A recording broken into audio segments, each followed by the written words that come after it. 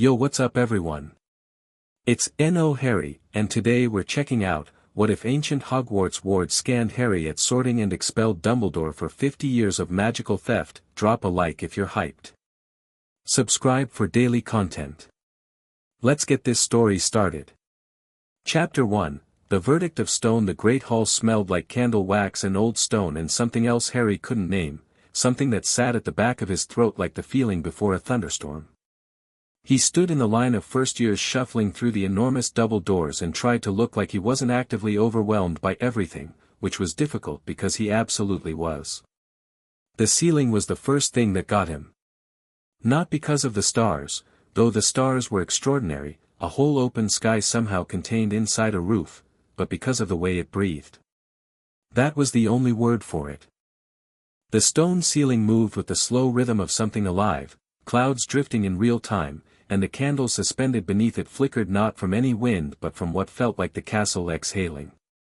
Harry didn't know how he knew the castle was breathing. He just did. "Close your mouth, you'll catch flies," Ron Weasley muttered beside him, though his own jaw was doing something similar. "It's enchanted," Hermione Granger said from Harry's other side, her voice carrying the particular tone of someone reciting from a book she had actually read. "Bewitched to reflect the sky outside. I read about it in Hogwarts, a history." "Fascinating," Ron said, in a voice that meant the opposite. Harry said nothing.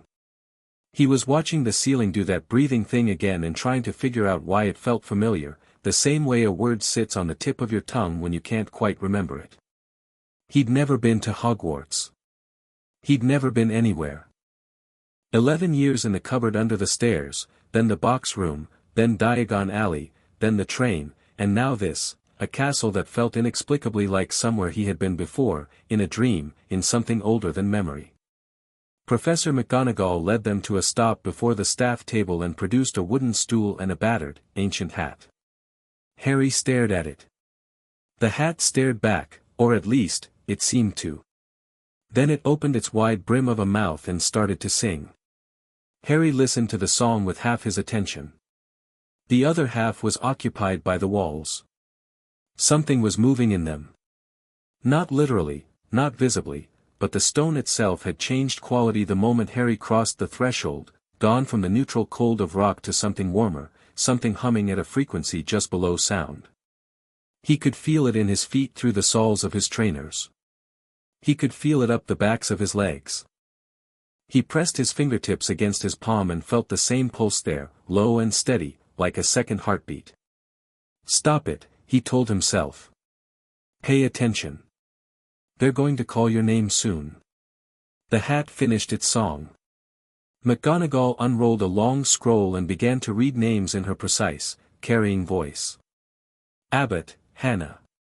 A girl with blonde pigtails hurried forward, crammed the hat down over her head, and 30 seconds later the hat shouted, "Hufflepuff."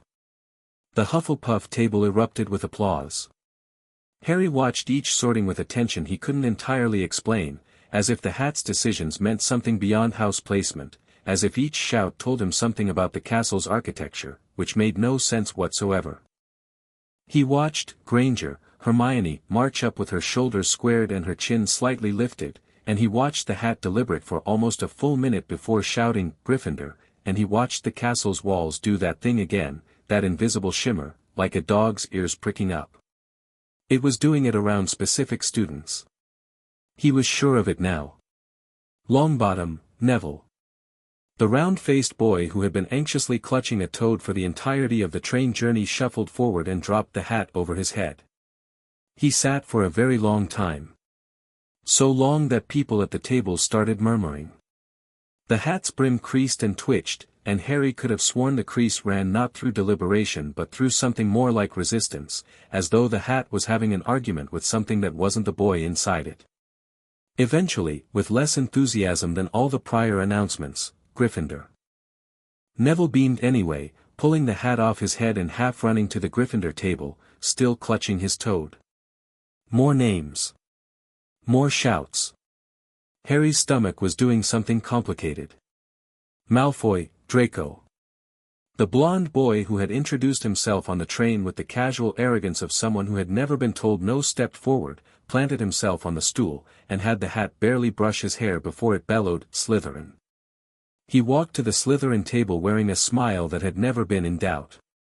He sat down and immediately looked across the hall to where Harry was standing in the line, not with triumph or contempt but with something sharper and more calculating. He looked like someone cataloging information. Harry held his gaze for exactly 2 seconds, then looked away because McGonagall had moved further down the scroll. "Potter, Harry." The hall went very quiet. Not the polite quiet of people paying attention, this was something else, the sudden cessation of all ambient noise, forks going still, whispered conversations cutting off mid-syllable, even the candles seeming to freeze. Harry heard his own footsteps as he walked forward, heard the slight scrape of the stool as McGonagall gestured to it, heard his own heartbeat with unusual clarity. He sat down. McGonagall placed the hat on his head. The brim fell over his eyes and the hall vanished. "Ah," said the hat, in a voice that Harry felt more than heard, a voice like old paper and distant bells. "Harry Potter. At last. I've been wondering what I'd find when you finally," then the hat stopped. Then the castle stopped. In 11 years of living in a world where strange things happened around Harry Potter, snakes that talked, hair that grew back overnight, glass that disappeared, teachers who found themselves suddenly on the wrong end of gravity, Harry had never felt anything quite like what happened in the next 2 seconds. It came up from the stool through his legs. It came down from the hat through his scalp. It met somewhere in the center of his chest with a sound that wasn't a sound and a light that wasn't light, and every single one of the 1,000 candles in the great hall flared simultaneously to twice their height. The hat said nothing. But the castle said everything. Harry felt it as a kind of reading, not like being read, like a book someone was skimming, but like being seen, the way you imagine you'd feel if someone held up a glass to the light and found that the glass was full of colors it had never been told it contained. The castle's wards moved through him like a tide, systematic and ancient and utterly impartial, and he felt them catalog things, his bones, his blood, the dormant unspent weight of 11 years of magic that had never been properly allowed to move, something coiled at the base of his core that felt, and Harry had no word for this feeling, no framework for it, enormous. It felt like standing at the edge of something very deep and looking down. The wards noted all of this. Then they noted something else. Then the hall cracked. Not physically, no stone broke, no mortar gave, no window shattered, but a sound rang through the walls of Hogwarts like the report of a cannon, and every professor at the staff table jolted upright. McGonagall half rose from her chair. Sprout grabbed the table. Even Snape, who had been staring at Harry with his particular brand of cold evaluation, went visibly rigid. The hat flew off Harry's head. Not because he removed it. It simply left, rising into the air as though something had ejected it, and then it sat itself back on its stool and closed its brim and did not speak. Harry sat on the stool and felt the air of the great hall on his face and heard, in the ringing silence that followed, a voice. It came from everywhere. From the walls and the ceiling and the floor, from the portraits which stopped moving, from the depths of the stone itself, resonating at a frequency that bypassed ears entirely and arrived directly in the chest, where it sat like a bell that has just been struck, scanning complete. Ward Protocol 9 active. Magical core suppression detected. Ongoing theft of ambient magical discharge. Recorded origin, Albus Percival Wulfric Brian Dumbledore. First instance, Godric's Hollow, 31st October, 1981. Total duration, 10 years, 1 month, 2 days. Silence. The castle calls reckoning. And then it stopped. The candles dropped back to their normal height. The portraits unfroze and immediately all began talking at once. Every student in the great hall turned, not to Harry, not yet, but to the staff table, and specifically to the white-bearded figure at its center who had risen from his chair with an expression Harry had never seen before and could not entirely read, because he had only met the man twice and had not yet learned his face. Dumbledore was very still. His blue eyes were not twinkling. McGonagall said, in a voice stripped of everything except the word itself, Albus. Dumbledore said nothing. Harry got off the stool. His legs worked fine. That surprised him. He walked to the Gryffindor table. The hat hadn't named a house, but no one stopped him, and no one had sorted anyone else yet, and the Gryffindors shifted automatically to make room, because some instinct older than house loyalty recognized that the stool belonged to him, and he sat down between two fifth-years who were staring at the headmaster with identical expressions of stunned incomprehension. Hermione Granger, who had sat down 3 names before him, leaned across the gap and said quietly, "Harry. Are you all right?" "Yeah," Harry said. "The castle just, I know. It named him." "I know." She looked at him for a long moment with those very clever eyes. "You don't seem surprised." Harry thought about this. He thought about the way the castle had breathed when he walked in. He thought about the pulse in his palms and the second heartbeat in his chest that he had felt since the moment he crossed the threshold. He thought about the coiled enormous thing at the base of his magic that the wards had found and recognized even though he had lived with it for 11 years and never once known it was there. "I'm surprised," he said. "I'm just not panicking." Hermione considered this and seemed to find it acceptable, which was how Harry knew she was a pragmatist before she'd taught him to say the word. Up at the staff table, the situation was unraveling with the particular speed of a thing that has been held together by sheer willpower and has now been told, by the building itself, that it may stop. McGonagall had moved to Dumbledore's side.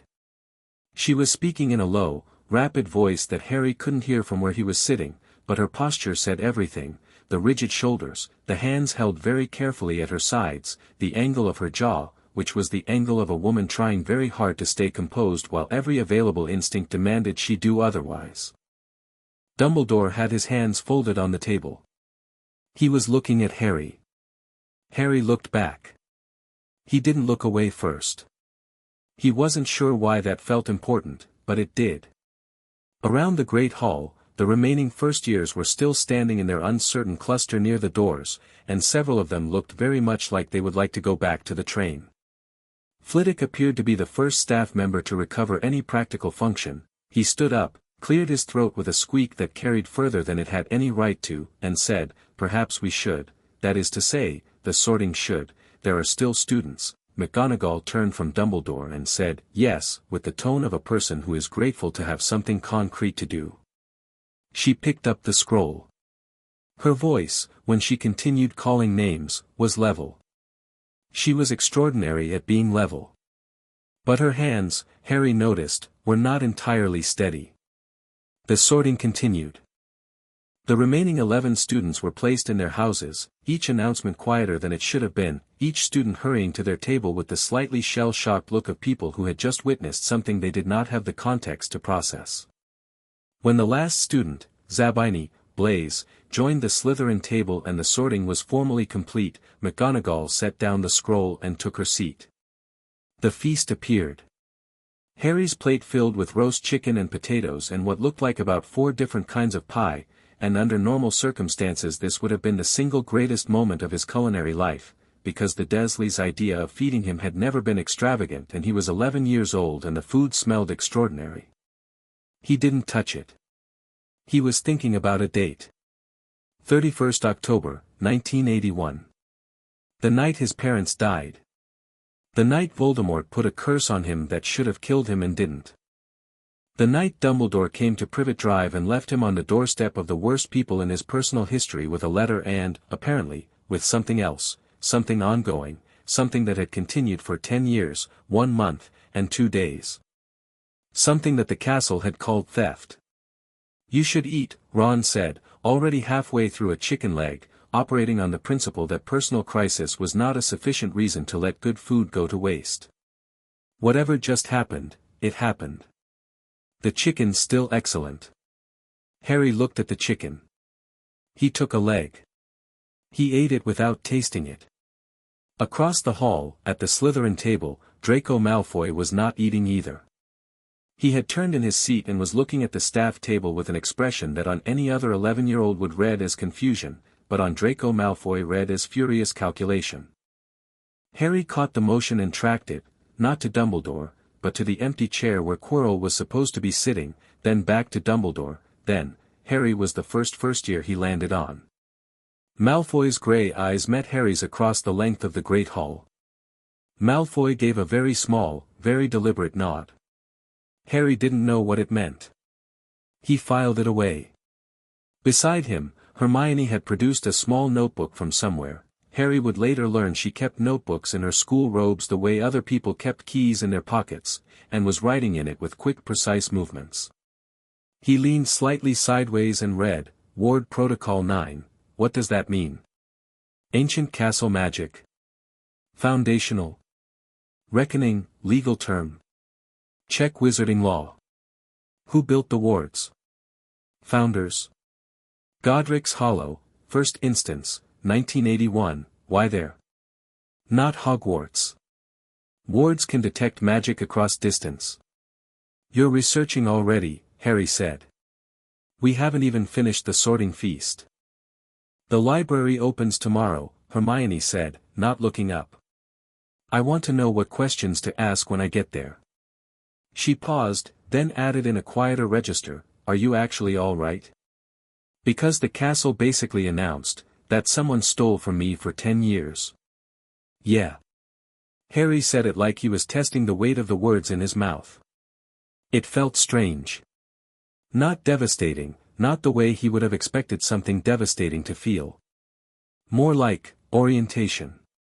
Like being handed a map you didn't know you needed for a journey you had already been walking blind.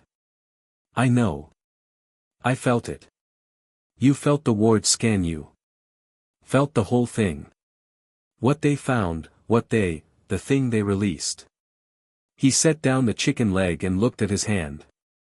He hadn't done it consciously, but in the palm of his hand, resting in the hollow below his fingers, there was a small sphere of golden light, turning slowly, warm as a caught coal. Hermione stared at it. That just happened, Harry said. Did you mean to do that? No. Can you make it stop? Harry closed his fingers. The light went out. He opened his hand again, it came back. He closed it. He opened it. He had the sudden conviction that he could make it do very much more than turn on and off, the same way you can tell without being told that a door will open if you push instead of pull, some understanding that arrived without instruction. I think the wards unlocked something, he said. The castle said suppression, Hermione said, and her voice was careful and very serious. Magical core suppression. That means your magic was being drained. Harvested. Harry said it quietly. The castle said theft. Hermione wrote something in her notebook. Then she wrote something else. Then she stopped writing and looked at him with an expression that wasn't pity but was the neighbor of it, close enough that he could see it, far enough away that he could appreciate the distance. I'm going to find out everything the library has about Ward Protocol 9 and ancient castle magic and Founder-era jurisprudence, she said, and I'm going to tell you everything I find. Is that all right? Yeah, Harry said. Yes. Thank you. She nodded and put her notebook away and, with the air of someone deliberately resetting to normal, reached for a bread roll. The chicken really is very good, she said. Ron's right about that much. Ron, who had heard his name and his opinion validated in the same sentence, looked up. Course I'm right, he said comfortably. Harry ate the rest of his meal. At the staff table, Dumbledore had not eaten anything. Dumbledore stood precisely when the feast ended, which was to say he stood before most of the students had finished, before the golden dishes had fully cleared themselves, before the ambient roar of 1,000 students coming down from the adrenaline of the evening had done more than begin to taper. He stood with his hands resting on the edge of the table and looked out over the hall and waited for quiet with the particular patience of a man who has always received it. He got it. People were quiet for Dumbledore the way they were quiet in a thunderstorm, not because they were afraid, exactly, but because something about the scale of him made noise seem beside the point. Good evening, he said, in the warm, measured voice that Harry had heard twice before and recognized as the voice of a man who was always telling you exactly as much as he had chosen for you to know. I am sure this has been an unusual start to the term. I am sure many of you have questions. His gaze moved across the hall and came to rest, briefly but unmistakably, on Harry. Questions are good. Questions are, in fact, the engine of understanding. I would ask only that questions be brought to me or your heads of house directly, rather than allowed to proliferate without context.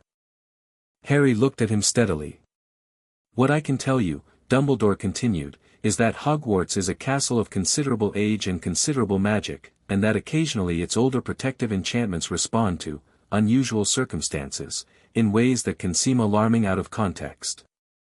I want to assure every student here that you are safe, that you are welcome, and that this castle remains, as it has always been, a place of learning and of refuge. He paused. Tomorrow, we begin.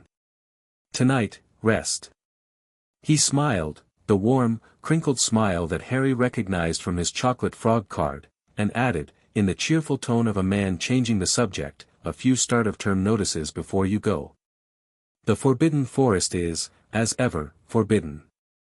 Mr. Filch has asked me to remind everyone that the list of banned items now includes. Harry stopped listening.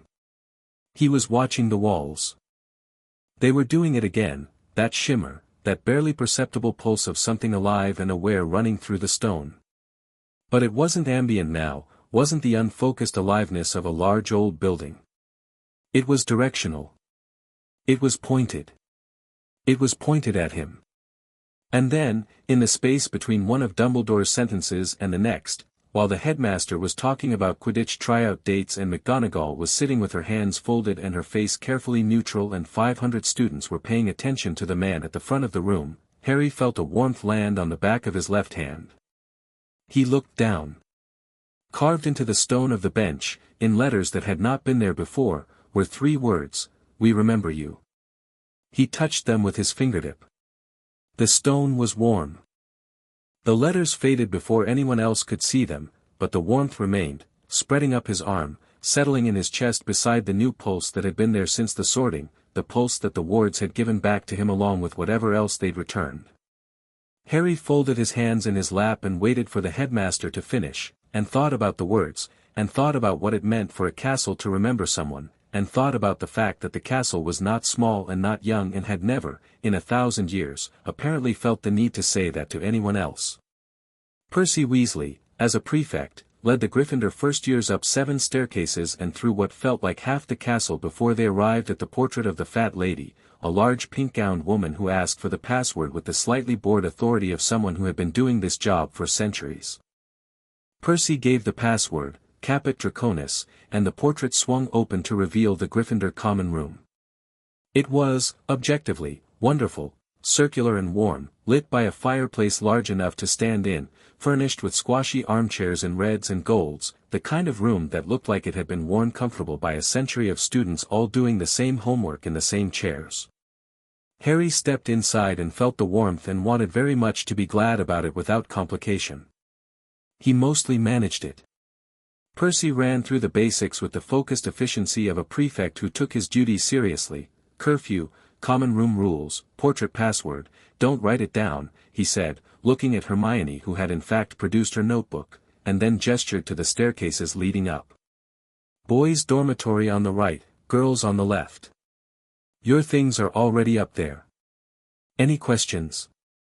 Yes, actually, Hermione said. The wards that activated during the sorting, are those documented in any of the school's official texts? And who would have authority to interpret a Ward Protocol 9 declaration? Percy blinked. He had clearly expected questions about the bathroom schedule. Well, Professor McGonagall would be the person to ask, I should think, or Professor Flitwick, he does charms, though I'm not sure Ward Protocol 9 is. I've never heard of Ward Protocol 9, and I've read Hogwarts, a history 3 times, there are editions, Hermione said, writing something down, and there is the version in the restricted section. Thank you. Percy, who had been outpaced by a first year and knew it, said, right. Bed. 11 o'clock. And went to stand by the fire looking vaguely unsettled. The dormitory was exactly what it looked like from the outside, 5 four-poster beds in deep red hangings, a trunk at the foot of each, a window looking out over a drop that Harry chose not to think about given that they were in a tower. His trunk was at the foot of the bed nearest the window, and Hedwig's empty cage sat on the bedside table, because Hedwig had been released to the Ollery on the train and was presumably very comfortable in a way that Harry envied enormously. Ron took the bed next to him. Neville took the one on Ron's other side. Seamus Finnegan and Dean Thomas claimed the remaining 2 with the straightforward practicality of boys who had decided to be friends based primarily on proximity and mutual confusion. Harry sat on the edge of his bed and looked at his hand again. No light this time. But the potential was there, he could feel it the way you feel a word you know before you say it. He opened his palm and thought about the golden light from dinner and it came, softer now, smaller, a point of warmth resting in the cup of his hand like a firefly. Wicked, said Ron from across the room, staring. Was that, don't know what it is, Harry said honestly. Started in the Great Hall. Can you do anything else? Harry looked at the light in his hand. He thought about the wards. He thought about the enormous coiled thing that had been locked inside him for 10 years and was now, tentatively, exploring the available space the way a cramped limb extends when finally released. He thought about Dumbledore's smooth, careful speech about context and unusual circumstances. He extinguished the light. Yeah, he said. But I'm going to figure out what, exactly, before I start showing people. Ron accepted this with admirable pragmatism. Fair enough. He pulled his curtains. Night, then. Night, Harry said. He lay back on a bed that was 7 times more comfortable than anything he had slept on before and stared at the ceiling of his 4-poster and listened to the castle breathe and thought about October 31st, 1981, and thought about 10 years, 1 month, 2 days, and thought about what he was going to say tomorrow when Albus Dumbledore inevitably tried to explain it to him.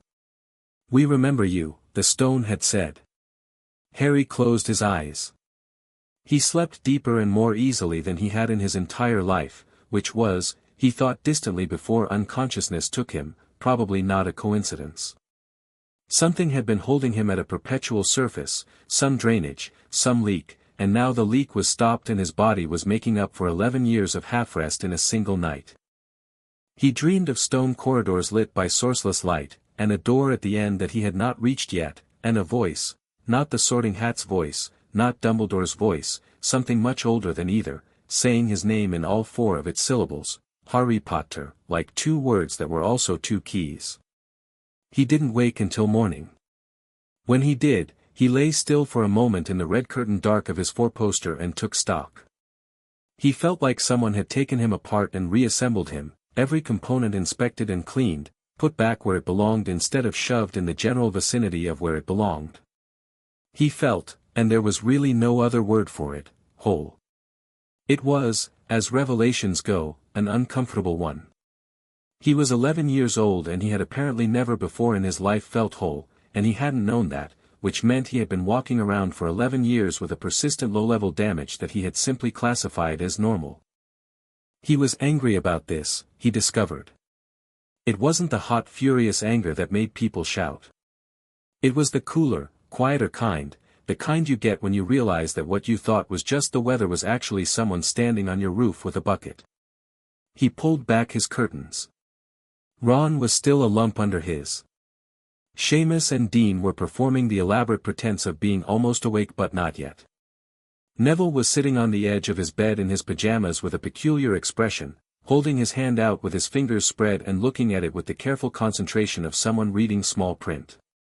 A small green plant, maybe 3 inches high, a perfect miniature of something that looked like it might eventually be a fern, was growing from his palm. Not literally growing from his skin. It was resting in his hand. But it hadn't been there a moment ago and Neville hadn't put it there, and the look on his face was the look of a person who has asked a quiet question and received a very large answer. Harry said, quietly enough not to disturb Ron, Neville. Neville looked up. His eyes were very round. When did that start? Harry asked. About 20 minutes ago, Neville said, in a voice that wasn't quite steady. I woke up and I reached, and it was there. Gran always said I wasn't that my magic was, he stopped. He looked at the plant. It's a maidenhair fern, he said, which was an extremely specific thing to know and was the first indication Harry had that Neville Longbottom and plants were something more than casual acquaintances.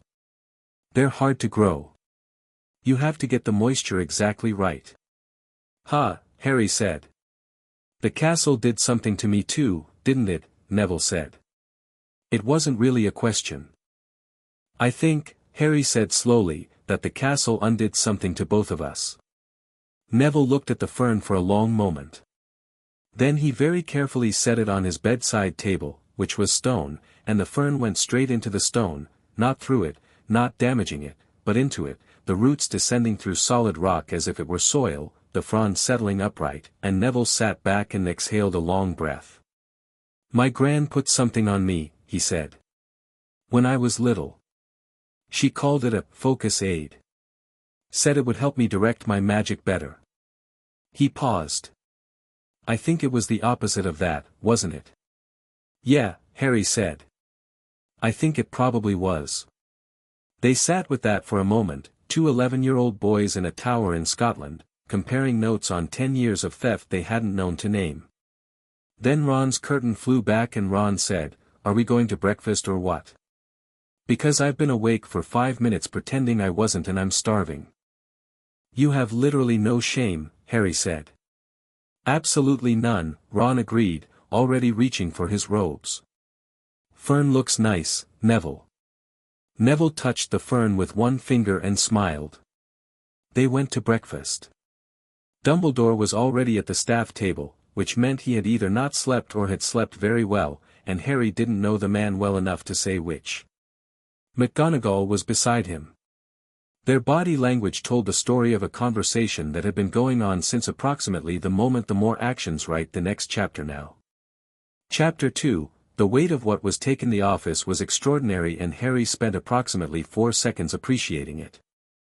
Circular, like the tower that housed it, lined floor to ceiling with shelves of books and instruments and objects that ticked and whirred and emitted small puffs of silver smoke for reasons that were presumably significant to someone. Portraits of previous headmasters and headmistresses covered every available inch of wall that the shelves didn't claim, and every single portrait was awake and watching Harry with the undisguised attention of people who had been waiting for this particular moment and intended to observe every second of it. A large bird, vivid scarlet, magnificent, sitting on a golden perch near the window, turned its head and regarded Harry with one bright eye. The sorting hat on its shelf did not move, but its brim tightened, which Harry was beginning to read as the hat equivalent of sitting up straight.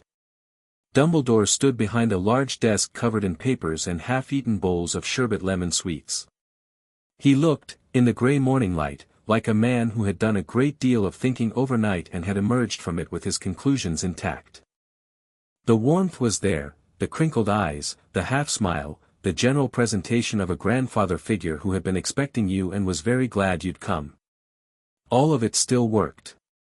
Harry noted, with something that was not quite surprise, that it worked and he was still walking in with his eyes open.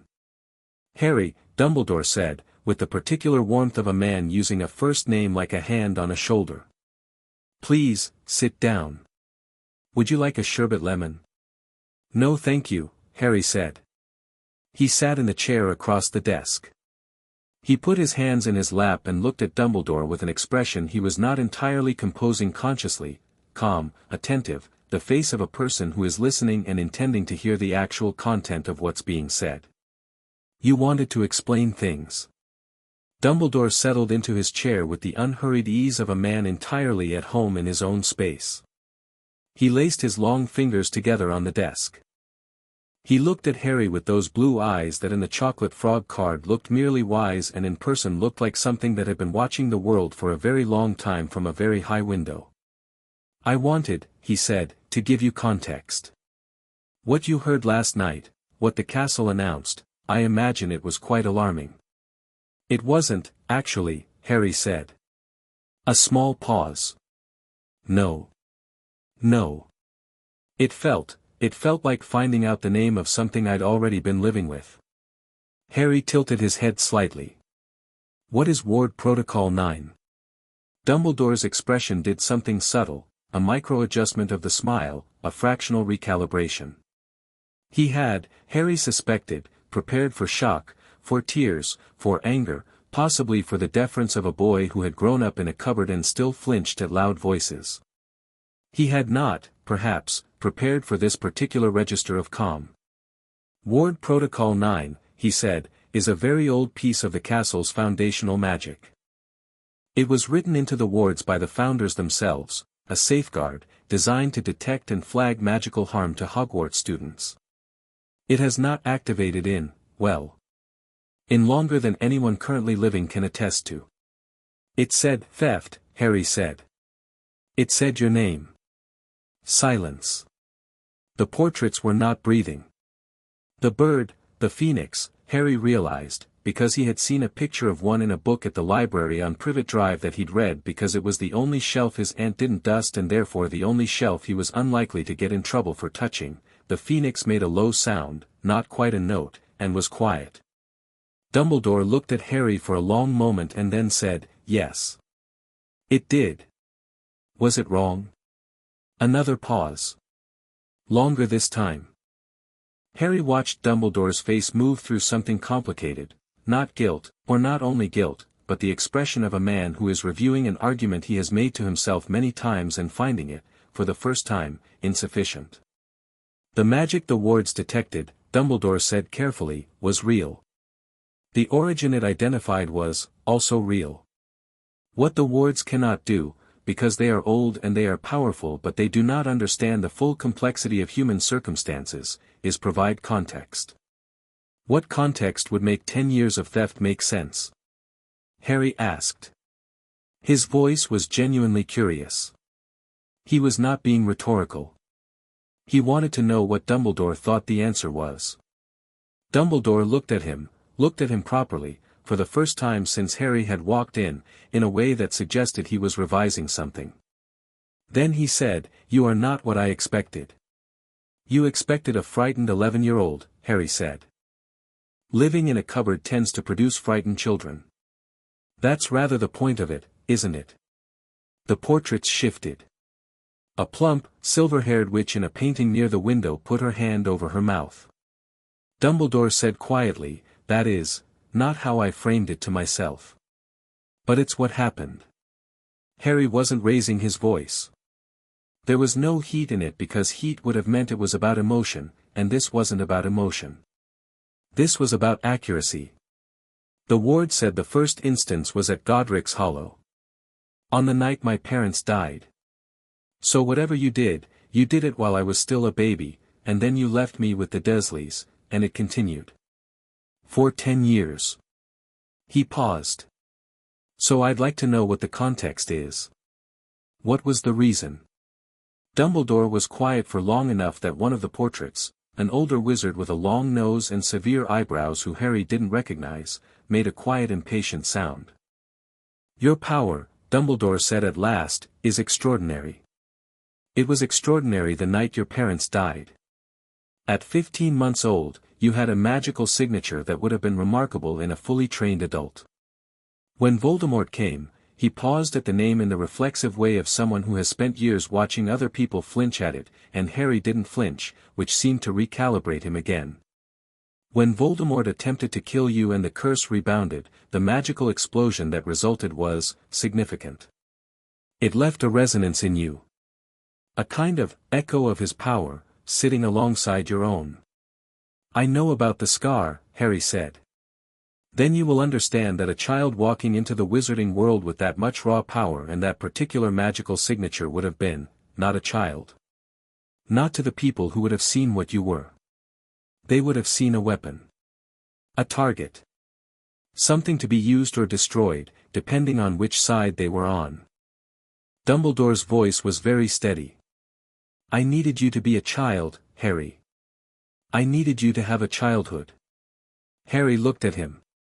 And the way to do that, Harry said, was to drain my magic without asking me, leave me in a house where I wasn't fed properly and slept in a cupboard and had my hair cut against my will and was told I was worthless by the people raising me, so that I could, what, exactly?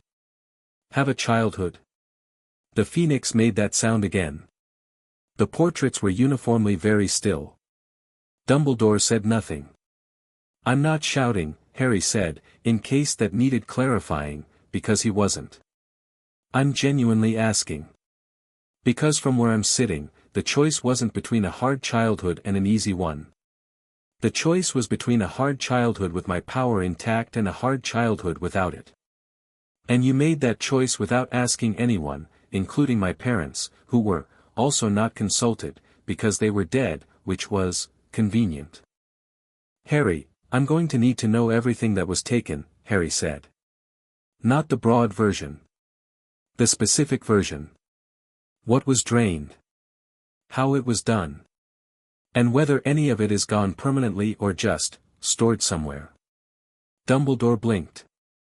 It was a very small blink but it meant something. How did you? Because the ward scanned me, Harry said.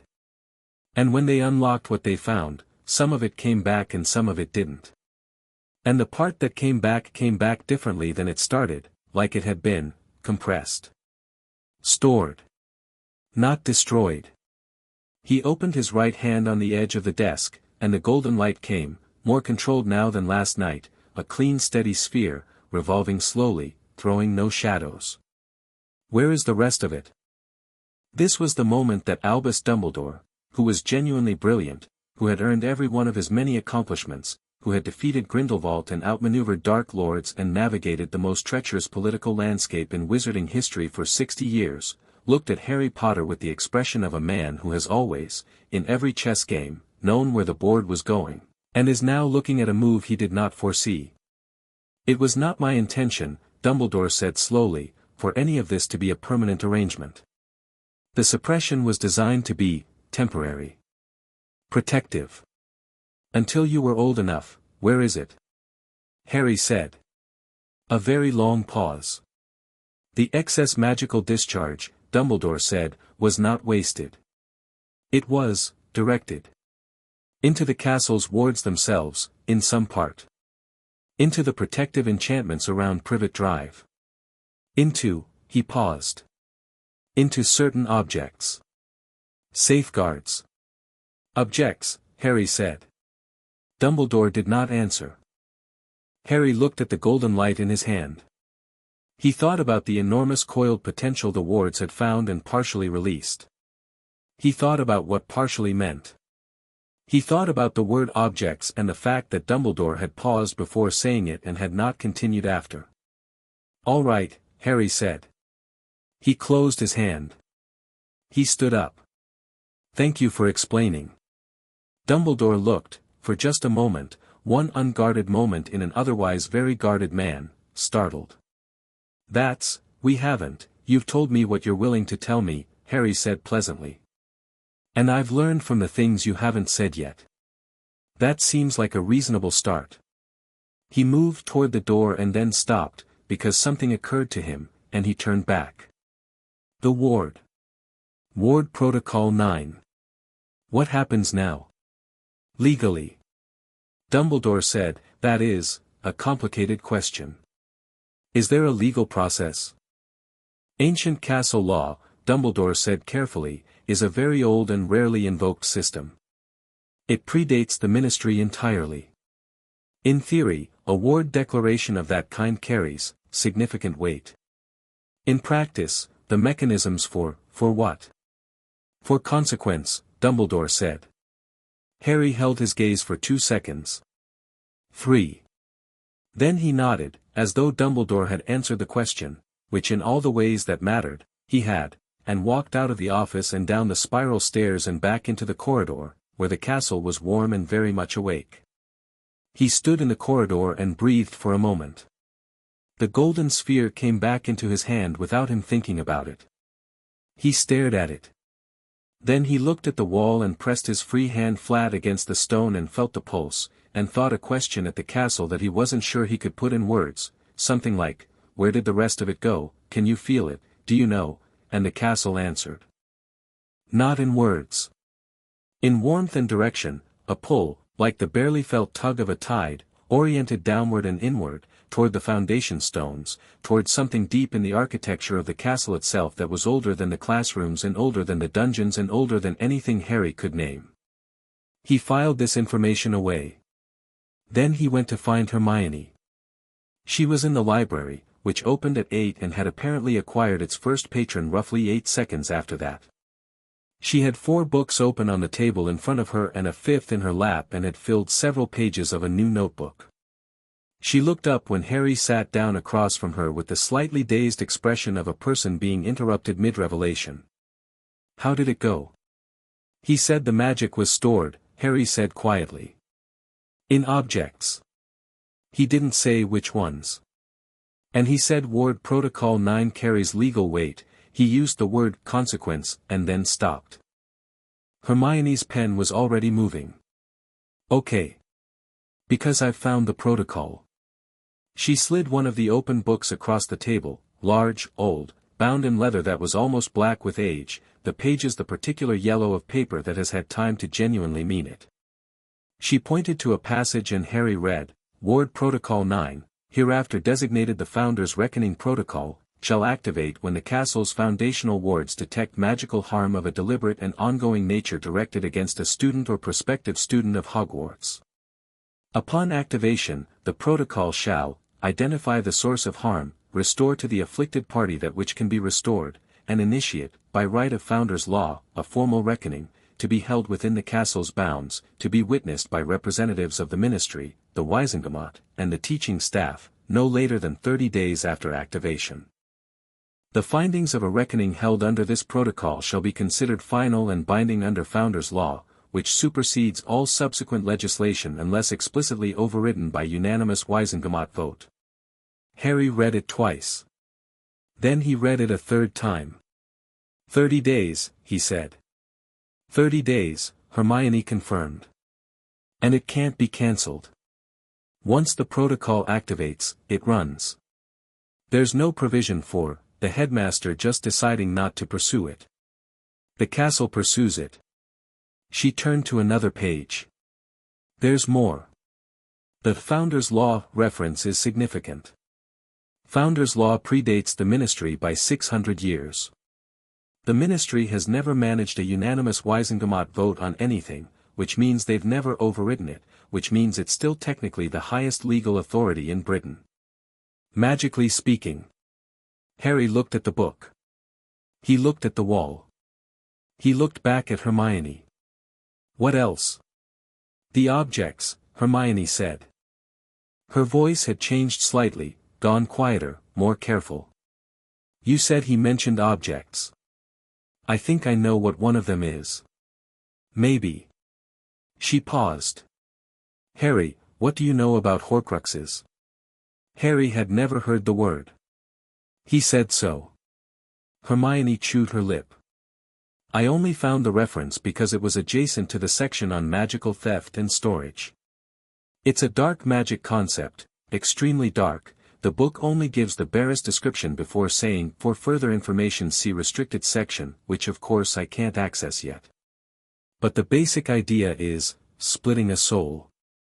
Storing a piece of it in an object to prevent death.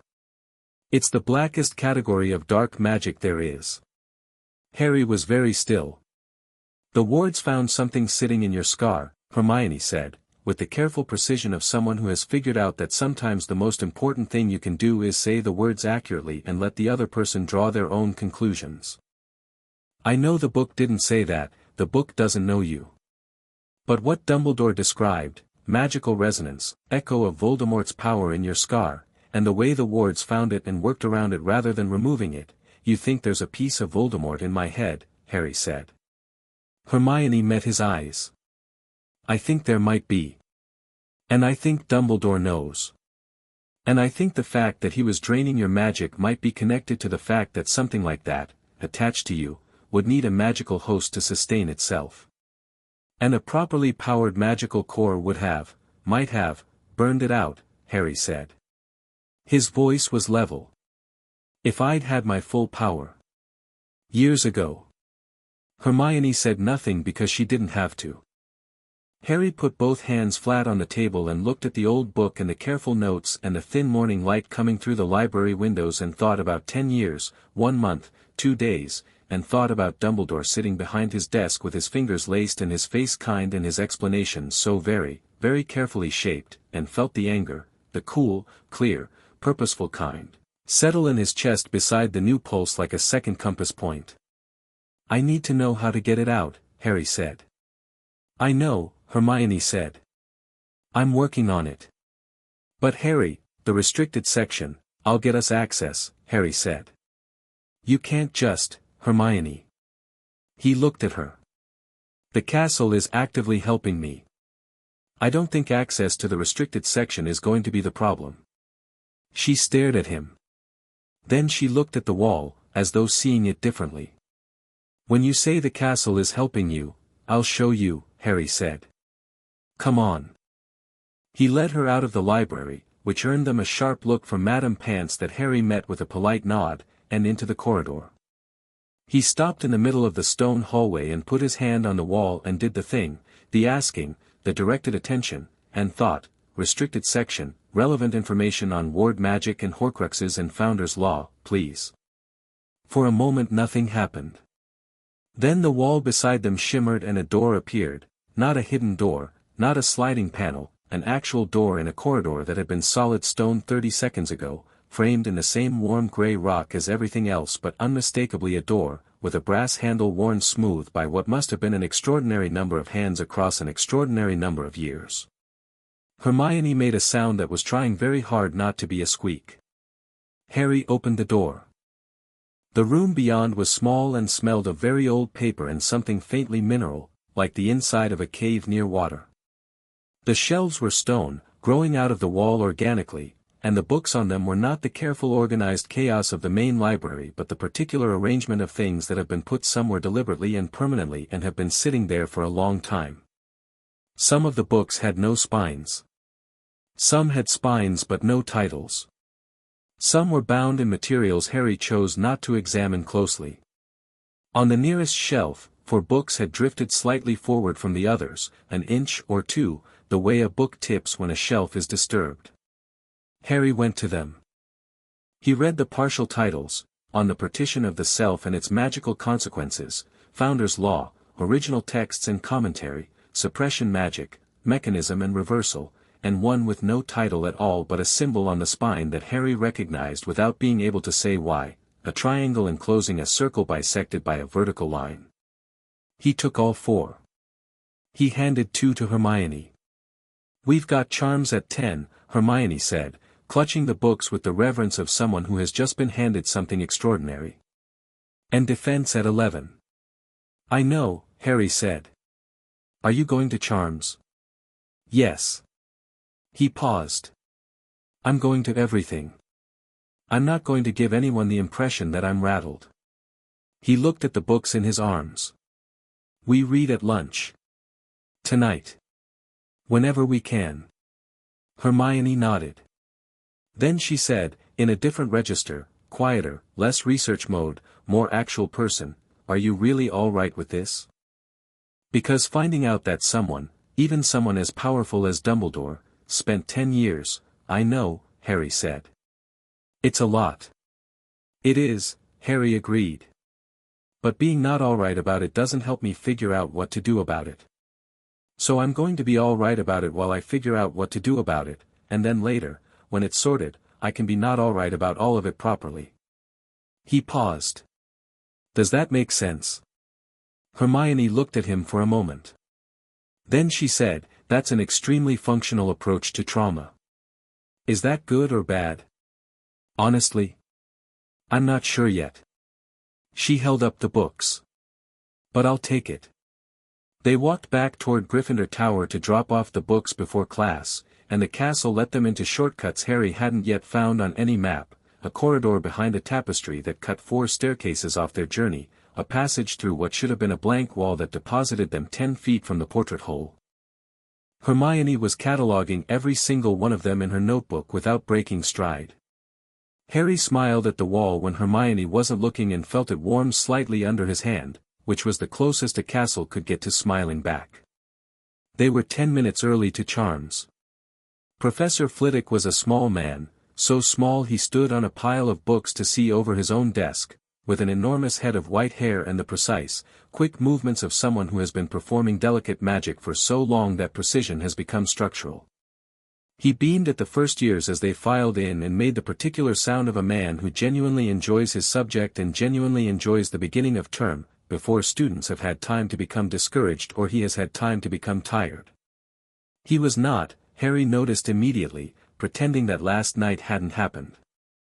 When the class settled and Flitwick called roll and reached Potter, Harry, he paused a half-second longer than the other names, looked over his pile of books at Harry with eyes that were sharp and considerably less innocent than their default twinkle suggested, and said, "Here," before Harry could. Then he moved on. After roll, Flitwick said, "Now. Charms. Most fundamental of the magical disciplines, in the sense that it underpins almost everything else, transfiguration, defense, even potions involves a degree of directed magical intent that we will discuss in the 6th year but which you will begin feeling the foundations of today. We will start, as all first-year classes start, with Wingardium Leviosa." He demonstrated on a feather with a wand movement so fluid it barely registered as a gesture, and the feather rose to eye level and sat there. "The wrist movement," he said, "is a precise swish and flick, not a wave, not a prod, a swish and a flick. The incantation is clear and confident. The magic comes from here." He put a hand briefly to his sternum. "Not from the wand. The wand directs. You provide the power. The wand provides the channel." "Yes. Yes, Professor," the class said. They practiced. The noise of 24 first-years attempting the same incantation with varying degrees of success was approximately what you'd expect. Hermione's feather rose on the 3rd try, perfectly level, and she looked sideways at Harry with an expression of transparent competitive delight. Neville's feather rose, quivered, turned itself upside down and then turned itself back, which was technically more complex than the exercise required. Ron's feather skidded across his desk and fell on the floor. Harry pointed his wand at the feather. He was thinking about what Flitwick had said. The magic comes from here. He could feel it, the enormous thing that had been released, carefully gathered now, aware of itself in a way it hadn't been yesterday. He thought about the golden light and the way it had come without being summoned and the way it answered the shape of his thinking before the thinking was finished. He thought about channels and direction and the way the castle helped him find shortcuts by simply knowing where he wanted to go. He said, "Wingardium Leviosa," with a swish and a flick, and the feather went up. All the way to the ceiling. Not floating, launching, a clean vertical departure that didn't slow until the feather touched stone 20 feet overhead and then simply stopped, hanging in the air at the apex like a full stop. Flitwick said, "Ah." It was a very expressive, "ah." Then he said, "Perhaps, a touch more moderation, Mr. Potter. The exercise is levitation, not launch." "Sorry, Professor," Harry said. He looked at the feather at the ceiling. He thought down, gently, and it descended in a smooth unhurried arc and settled on his desk. "How did you do that?" the boy across from him said.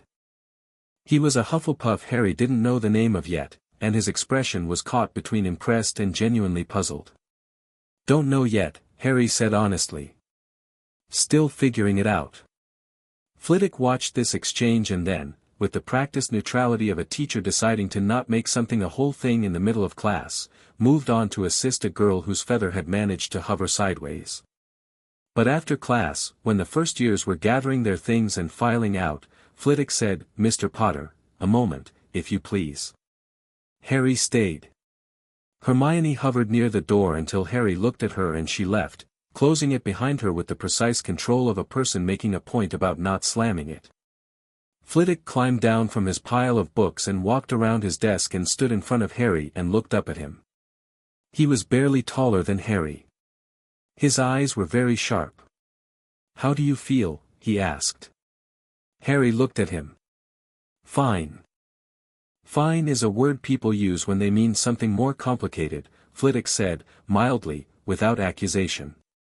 I am asking because I was at the staff table last night, and because I have been teaching first years for 30 years, and because what I heard, what the castle said, was not something I was prepared for, and I have been teaching here for longer than most of your parents were alive. He paused. I was not involved. I want that to be unambiguous. I did not know. I believe you, Harry said. What I know, Flitwick continued, is that Ward Protocol 9 is real, and active, and that what it triggers is not something that can be managed away. The founders built it specifically to be unmanageable. They had views about institutional corruption. He paused. I also know that what I felt in this room just now, when you cast that first charm, was significant. What you are carrying, post-restoration, is genuinely extraordinary, Harry. Even for you. For me, Harry repeated. You say that like you knew what I was before. Flitwick said nothing for a moment. Then, there are old records. Lineage records, magical inheritance surveys. Things I have read in academic contexts. Your bloodline is, there is a convergence in you that occurs, theoretically, once in many generations. He paused again. I won't explain further because I think you should find it in the text yourself, without my framing. But I will say, be careful. Not because your power is a problem. But because the people who are going to be afraid of it will look for reasons to frame it as one. Harry nodded. Thank you, Professor. The ward said 30 days, Flitwick said, turning back toward his desk in the manner of a man concluding a conversation he is going to pretend was much less significant than it was. In my professional opinion, those 30 days will be eventful. I suggest you use them accordingly. He paused without turning around. Also, your wand movement on that charm was technically perfect. The power may vary. The technique should not. Don't let the scale of what you can do make you sloppy. Sloppy kills people. Yes, Professor, Harry said. He walked out into the corridor where Hermione was waiting with both books under her arm and a look on her face that said she had been listening at the door and was not particularly apologetic about it. Lineage records, she said immediately. Library after defense, Harry said. Defense against the dark arts was in a classroom that smelled of garlic and something lavender adjacent and was presided over by Professor Quirrell, who wore a purple turban and had a stammer that was so consistent it seemed almost rehearsed. Harry sat in the second row, which was close enough to see and far enough back to think, and listened to Quirrell's introduction to the subject with most of his attention and spent the rest on the man's turban. He wasn't sure what bothered him about the turban. It was large and impractical. That wasn't it.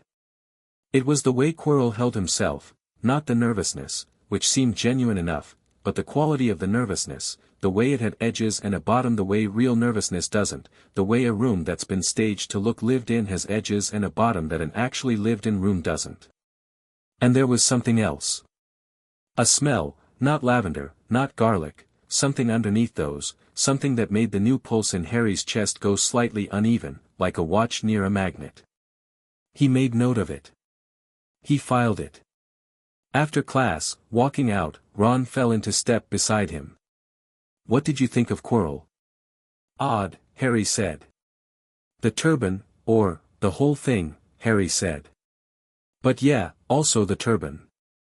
Fred and George said he's been different this year. He spent summer in Albania apparently, met a vampire or something, came back jumpy. Albania, Harry said. That's what they said. Ron shrugged. Probably nothing. Defense teachers are always a bit off. It's the subject. Harry said, yeah, probably, and thought about it for the rest of the walk to the library. The lineage records were not hidden.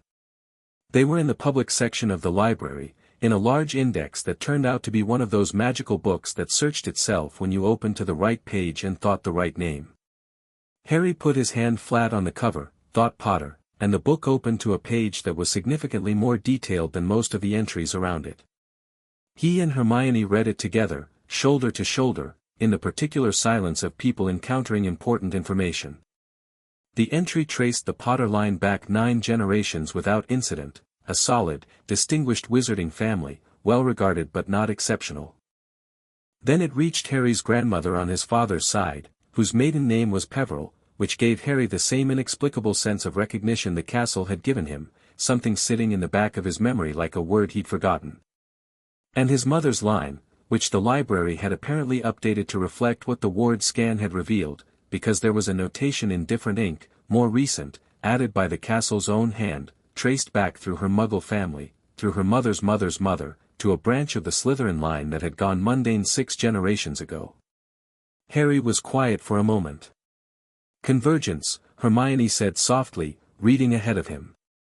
It says here, magical lineage theory, the older texts, when all 4 founder bloodlines converge in a single individual, the theoretical result is, she stopped. She read the sentence again. What? Harry said. She turned the book toward him slightly. He read. A magical core of such density and breadth as to be, in practice, essentially boundless. Such individuals, designated in the oldest texts as heirs of the castle, are exceptionally rare, no confirmed instance in recorded history, and are considered by Founders' Law to be, in a legal and magical sense, the castle's own. The castle's own, Harry said. Which means, Hermione said, and her voice was very careful because she was doing the thing she did when she was working out something that mattered and wanted to get it right, that the castle's wards didn't just scan you because you arrived as a student. They activated the reckoning protocol specifically because you arrived. Because you are, according to very old magic, the person the castle was always waiting for. Harry looked at the wall. The wall was warm. And Dumbledore, he said slowly, either knows this or suspected it, which means the suppression wasn't just about keeping a powerful child safe. He paused. It was about keeping the castle's legal heir from coming into his inheritance before Dumbledore had, he stopped. Had finished using him, Hermione said, with the particular bluntness of someone who has thought it and thinks that saying it out loud is more honest than dancing around it. She immediately looked like she thought that might have been too far. Sorry, no, Harry said. That's right. That's exactly right. He looked at the book for a moment longer. The reckoning is in 30 days. The castle is the one who calls it. And the castle is, according to this, essentially on my side. Which means you go into that reckoning as the legal heir, with the castle as your advocate, against a man who has been using your power for 10 years, Hermione said. Yeah. Harry, she said. That is either very good or very dangerous. Probably both, Harry said. He was about to say something else when the library doors opened and Neville walked in, looking like someone who had been walking purposefully for several minutes and had been following instinct rather than directions. He spotted Harry and came directly to their table and sat down and put both hands on the surface and said, without preamble, something happened in the greenhouses. During herbology. I need to tell you. Harry and Hermione both looked at him. Professor Sprout had us repotting Devil's Snare, which usually tries to strangle you, right? That's the whole point of the exercise, learning to stay calm. Neville paused. It wouldn't touch me. I stayed calm and it let go. Wouldn't touch me at all. Curled away. Sprout looked like she'd swallowed something. He held out his hand. The same hand that had grown a fern that morning. On his palm, very faint, was something that looked like a leaf pattern, a natural geometric, veins, an outline that could have been a birthmark if you didn't know what you were looking at. It appeared during herbology, Neville said. While the Devil's Snare while the castle was protecting you, Harry said. Neville looked at him. Is that what that was? I think Dumbledore put something on you too, Harry said. Something connected to your grandmother, maybe. And when the castle broke his network last night, it broke whatever was on you as well. He paused. What do you know about your grandmother's relationship with Dumbledore? Neville's expression did something complicated. She's always said he's the greatest wizard of the age, that we owe him, he stopped. He looked at the leaf pattern on his hand. She put a focus aid on me when I was 5, he said quietly. Said it was to help with control. I was always bad at magic. Before today. He looked up. Was I bad at magic? Or was I just, like you? I think, Harry said, that you were exactly like me. Neville sat with this for a moment. Outside the library windows, the Scottish sky was doing something dramatic with clouds, the grey shifting and compressing, and the light in the library changed with it, going amber and deep. What are we going to do? Neville said. We're going to learn everything we can in the next 30 days, Harry said. And then the castle is going to hold a reckoning, and I'm going to be ready for it. He paused. Both of you should be there. 30 days, Hermione said, writing. We need the restricted section books. We need the lineage records cross-referenced with the Founder's Law text. We need, Hermione, Harry said. She looked up. We'll get there, he said. We've got time. She looked at him for a moment, this strange calm boy who had woken up that morning as the castle's heir and was not panicking about it, and she smiled, a real one, the slightly startled kind that means something has exceeded expectations, and said, right. Of course. Tea first. Tea, Harry confirmed. They left the library in the amber light of late afternoon, 3 first years with library books under their arms and 30 days to prepare, and the castle lit the way, every corridor slightly warmer, every staircase slightly more cooperative, knowing its own. Chapter 3, Rivals and Reckonings. The first week of classes established several things very quickly. The first was that Harry Potter's magic did not behave the way first-year magic was supposed to behave, and no amount of deliberate underperformance would have hidden this, so Harry didn't try. In Transfiguration, McGonagall set them to turning matches into needles.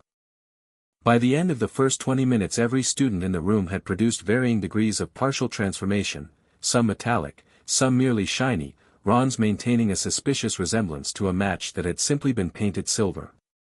Harry's first attempt produced a perfect needle. His second attempt, when McGonagall asked him to demonstrate the intermediate steps for the class, produced a needle that was then, at his own initiative, turned back into a match and then into a needle again 3 times in succession without the incantation, purely on directed intent. McGonagall stood at the front of the room and watched this and said, "Thank you, Mr. Potter," in a voice that was entirely composed and entirely revealed nothing, and then continued the lesson. After class she kept him back. Harry waited while the other students filed out. He stood in front of her desk while she arranged papers with the precise deliberate movements of someone who is deciding how to begin a conversation while pretending to do something else. "Mr. Potter," she said finally, not looking up. "Professor." She set down her papers. She looked at him over her square-framed glasses with eyes that were very sharp and very tired in a way that had nothing to do with the hour. "I will not insult your intelligence by pretending that what is happening is not happening," she said. "The ward activation. The protocol. What the castle announced at your sorting." "I appreciate that," Harry said. "I also will not," she stopped. Started again. "I have been at this school for 34 years. Albus Dumbledore has been my colleague, my mentor, and my friend for every one of those years. I am asking you to understand that what I am about to say costs me something." Harry waited. "I knew your magical signature was unusual," McGonagall said. "When you arrived. Not the extent of the suppression, I did not know that, I want to be clear. But I knew something was constrained. I had felt it when you were an infant, in the brief hours before you were taken to Privet Drive. I mentioned it to Albus. He told me it was a side effect of the curse, that it would resolve itself." She paused. "I believed him. I should not simply have believed him. I should have investigated." She straightened slightly. "I am telling you this because the reckoning will ask for full accounting, and I will give it, but I wanted you to hear it from me first." Harry looked at her. "Did you know about the Dursleys?" A pause. "I observed them. Before you were placed." I spent a day watching the house. I had reservations. I expressed them. I was overruled. Her jaw tightened. I was overruled and I accepted that. I should not have. The classroom was very quiet. Through the window, the grounds were silver with morning dew, the forbidden forest a dark mass at the edge of the grass. "Thank you for telling me," Harry said. McGonagall nodded once, the crisp definitive nod of a woman who has said what she came to say and will not embellish it with sentiment. "Your technique is excellent," she said, tone shifting back to the register of a teacher delivering assessment. "The wandless work, that is foundation-level magic, 3rd year at minimum and more typically 5th. I would advise you not to demonstrate it casually. Not because you should hide it. But because strategic visibility is different from indiscriminate display." "I know," Harry said. "I rather thought you did," she said. "Go. You'll be late for breakfast." He went. Hermione, who had been waiting outside the door with her second notebook and an expression of barely contained impatience, fell into step beside him. "Well?" "She knew something was wrong and didn't push hard enough," Harry said quietly. "She's going to testify honestly at the reckoning." "That's actually significant," Hermione said. "She's the deputy headmistress. Her testimony would carry real weight." "Yeah." Harry glanced sideways at her. "How much of the Founder's Law text have you finished?" "Most of it. There's a section on the heir designation I want to reread tonight. And the suppression magic book has a chapter on reversal that, Harry, there's still something being held, you were right about that. The wards restored what they could directly, but there's a portion that was transferred into external objects and can only be reclaimed if those objects are." She stopped walking because they had rounded a corner directly into Draco Malfoy. Malfoy was not alone, he had Crabbe and Goyle as a permanent architectural feature on either side of him, but he had clearly been walking with intention and the intention had been interrupted. He looked at Harry with those calculating grey eyes and then at Hermione and then back at Harry, and something in his expression resolved to a decision. "Potter," he said. "Malfoy," Harry said. Crabbe and Goyle looked between their principals like spectators at a match. Malfoy glanced at Hermione. "Alone?" "She knows everything I know," Harry said. "So unless you want to say it twice," Malfoy's mouth thinned briefly. Then, apparently having weighed the options and found this acceptable, what the castle said at the sorting. "My father was, Dumbledore has always been someone my father considered carefully. Watching." The announcement was, he paused, and Harry had the distinct impression of someone choosing words with the precision of a person who has been raised in a family where the wrong word in the wrong company is a physical danger. "Interesting. Your father is interested in Dumbledore's situation," Harry said. "My father is interested in political shifts," Malfoy said, which was a more honest answer than Harry had expected. 30 days, the protocol says. Whatever happens at the reckoning changes everything. The Wisengamot, the school, the ministry's relationship with both. There will be sides." He held Harry's gaze. "I want to know which side is going to win." Harry looked at him. He thought about the deliberate nod across the great hall at the sorting feast, and the way Malfoy had been looking at Dumbledore rather than at Harry when he made it. He thought about a boy raised in Lucius Malfoy's house, trained to read power dynamics the way most children were trained to read the alphabet, and arriving at his first day of school to find the ground shifting under everyone's feet. He thought about what it said about Draco Malfoy that his first instinct in an unstable situation wasn't to pick the obvious powerful figure but to find the new variable and evaluate it. "The castle called the reckoning," Harry said. "And the castle doesn't lose cases it brings under Founder's Law. That's in the text." "I've read the text," Malfoy said, which was not a surprise. "I read it last night." He paused. "There's a provision. The heir designation, it grants standing in the reckoning equivalent to the castle itself. You're going in as the castle's legal voice. Dumbledore goes in as the accused." He looked at Harry with something that wasn't quite respect but was moving in that direction. It's not a negotiation, is it? It's a verdict already decided. The reckoning is just, the ceremony. The evidence has to be presented, Harry said. The witnesses have to speak. There are 30 days of that first. But the outcome, the castle doesn't lie, Harry said simply. The wards don't fabricate. Whatever they recorded is what happened, and it's going to be read aloud in front of the Wisingamat and the ministry and every member of staff. He paused. That's not really the point, though. The point is what happens after. Malfoy went very still. What do you mean? Dumbledore is one piece of a system, Harry said. The system that let it happen. The system that looked away. The system that decided one person's judgment was so good it didn't need oversight. He held Malfoy's gaze. That system is what changes in 30 days. Not just him. Something moved through Malfoy's face, complicated, fast, the kind of thing you see in people when they're recalibrating something large. My father is part of that system, he said. I know, Harry said. You're not threatening. I'm not threatening anything, Harry said. I'm telling you what's going to happen. What you do with that information is up to you. He paused. But if I were you, I'd think about what I actually wanted. Not what my father wanted. What I wanted. Because the next 30 days are probably the best opportunity you'll get to decide that before the decision gets made for you.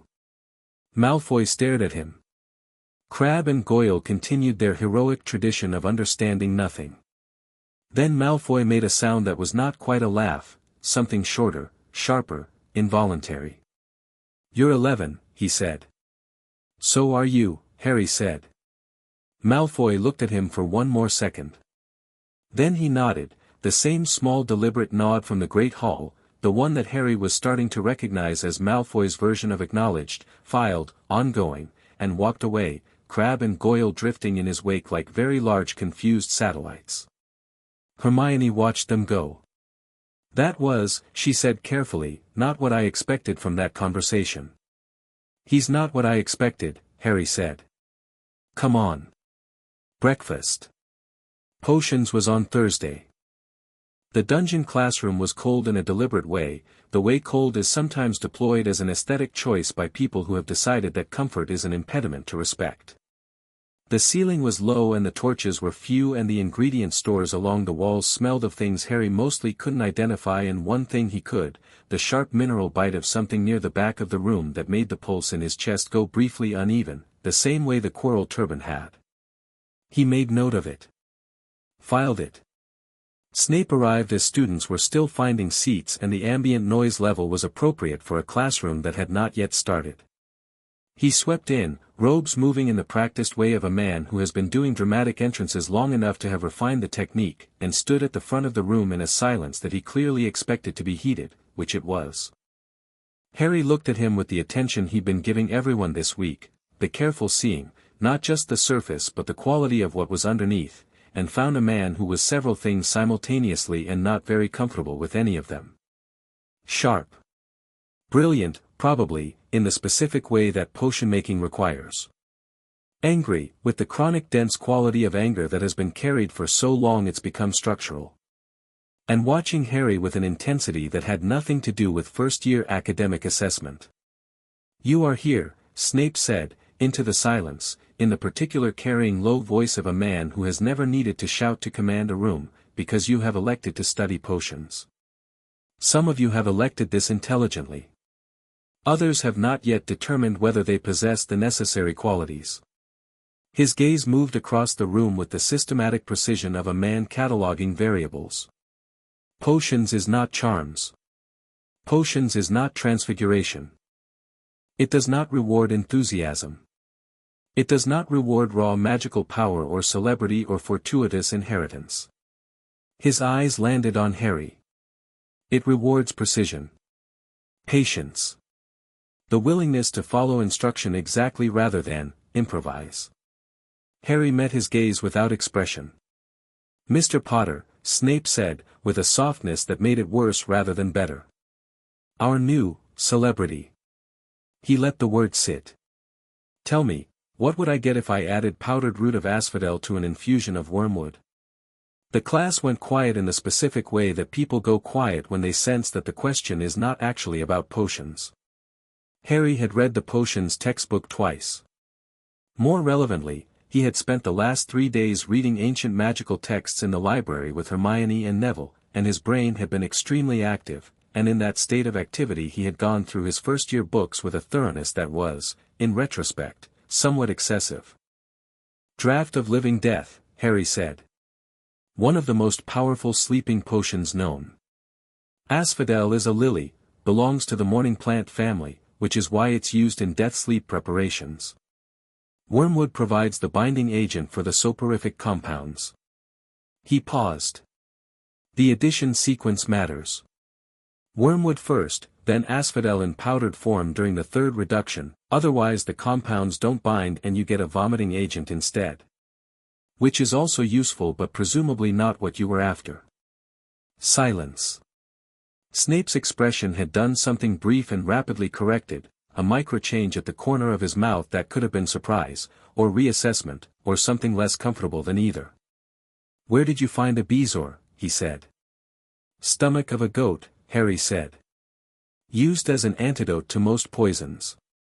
Found in the 4th chapter of our assigned text, which I read during the summer. You had access to. Privet Drive has a public library, Harry said mildly. I used it. More silence. Snape looked at Harry with the expression of a man reviewing the opening of a chess game he thought he had mapped. Monkshood and wolfsbane, he said. Same plant, Harry said. Aconitum. Highly toxic.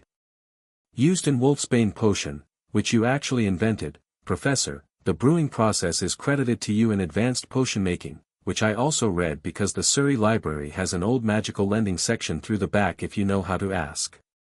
The Surrey Library had no such section. Harry had simply read very widely and retained it the way his brain had always retained information, efficiently and completely, because his brain was apparently quite good at its job when given something to do with itself. The lie was comfortable and Snape would not be able to easily disprove it. Snape stared at him. The expression was not angry, it was something more complicated than angry, a man looking at a student who has not behaved according to the expected pattern and is now computing what the deviation means. You think, Snape said slowly, that knowing the answers to my questions is an achievement. No, Harry said. I think it's a starting point. He paused. Can we brew something? Another silence. Then Snape said, page 5. Simple boil cure potion. Everyone. And turned away. Harry brewed carefully.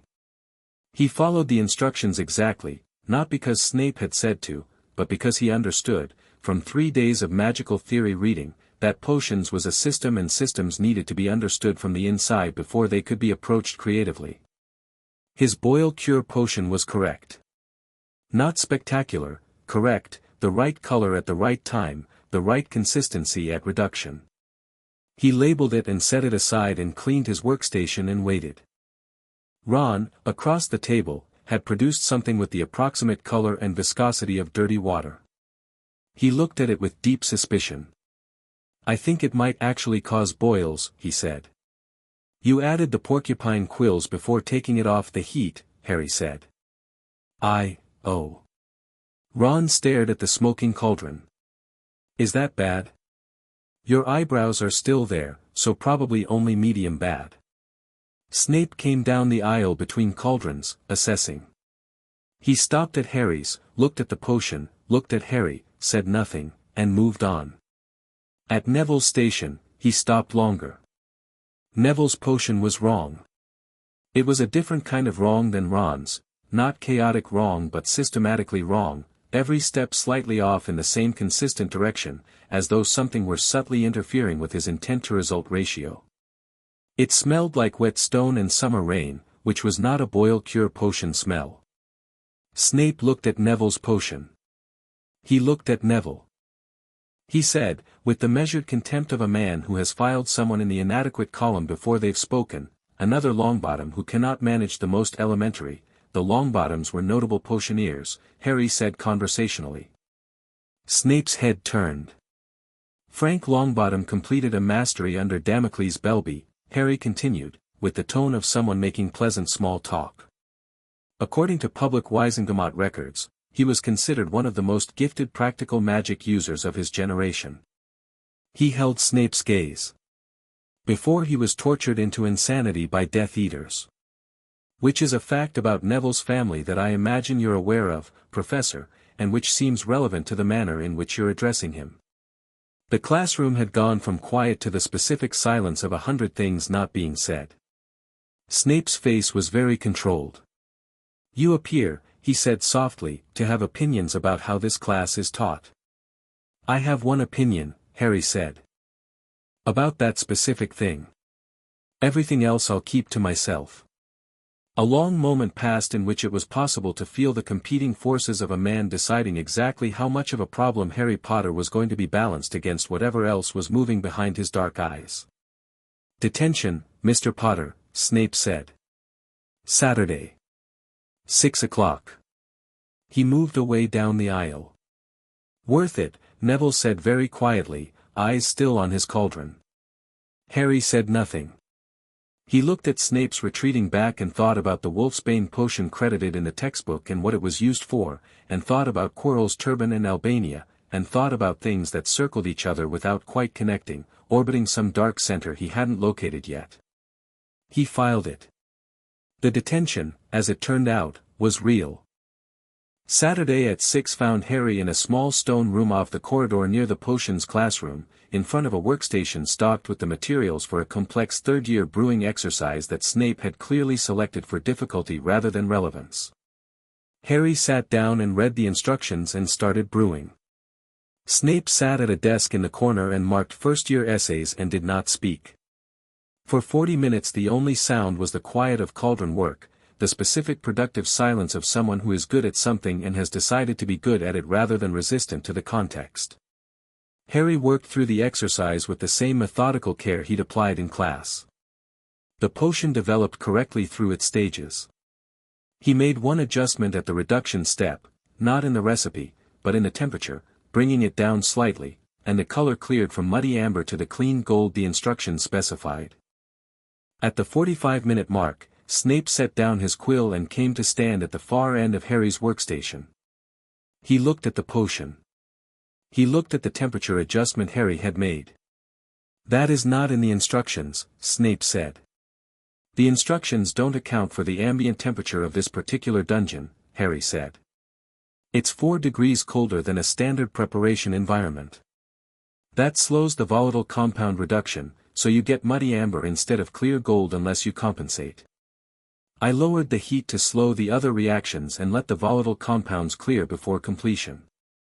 He paused. The text says the modification is permitted for environmental variables.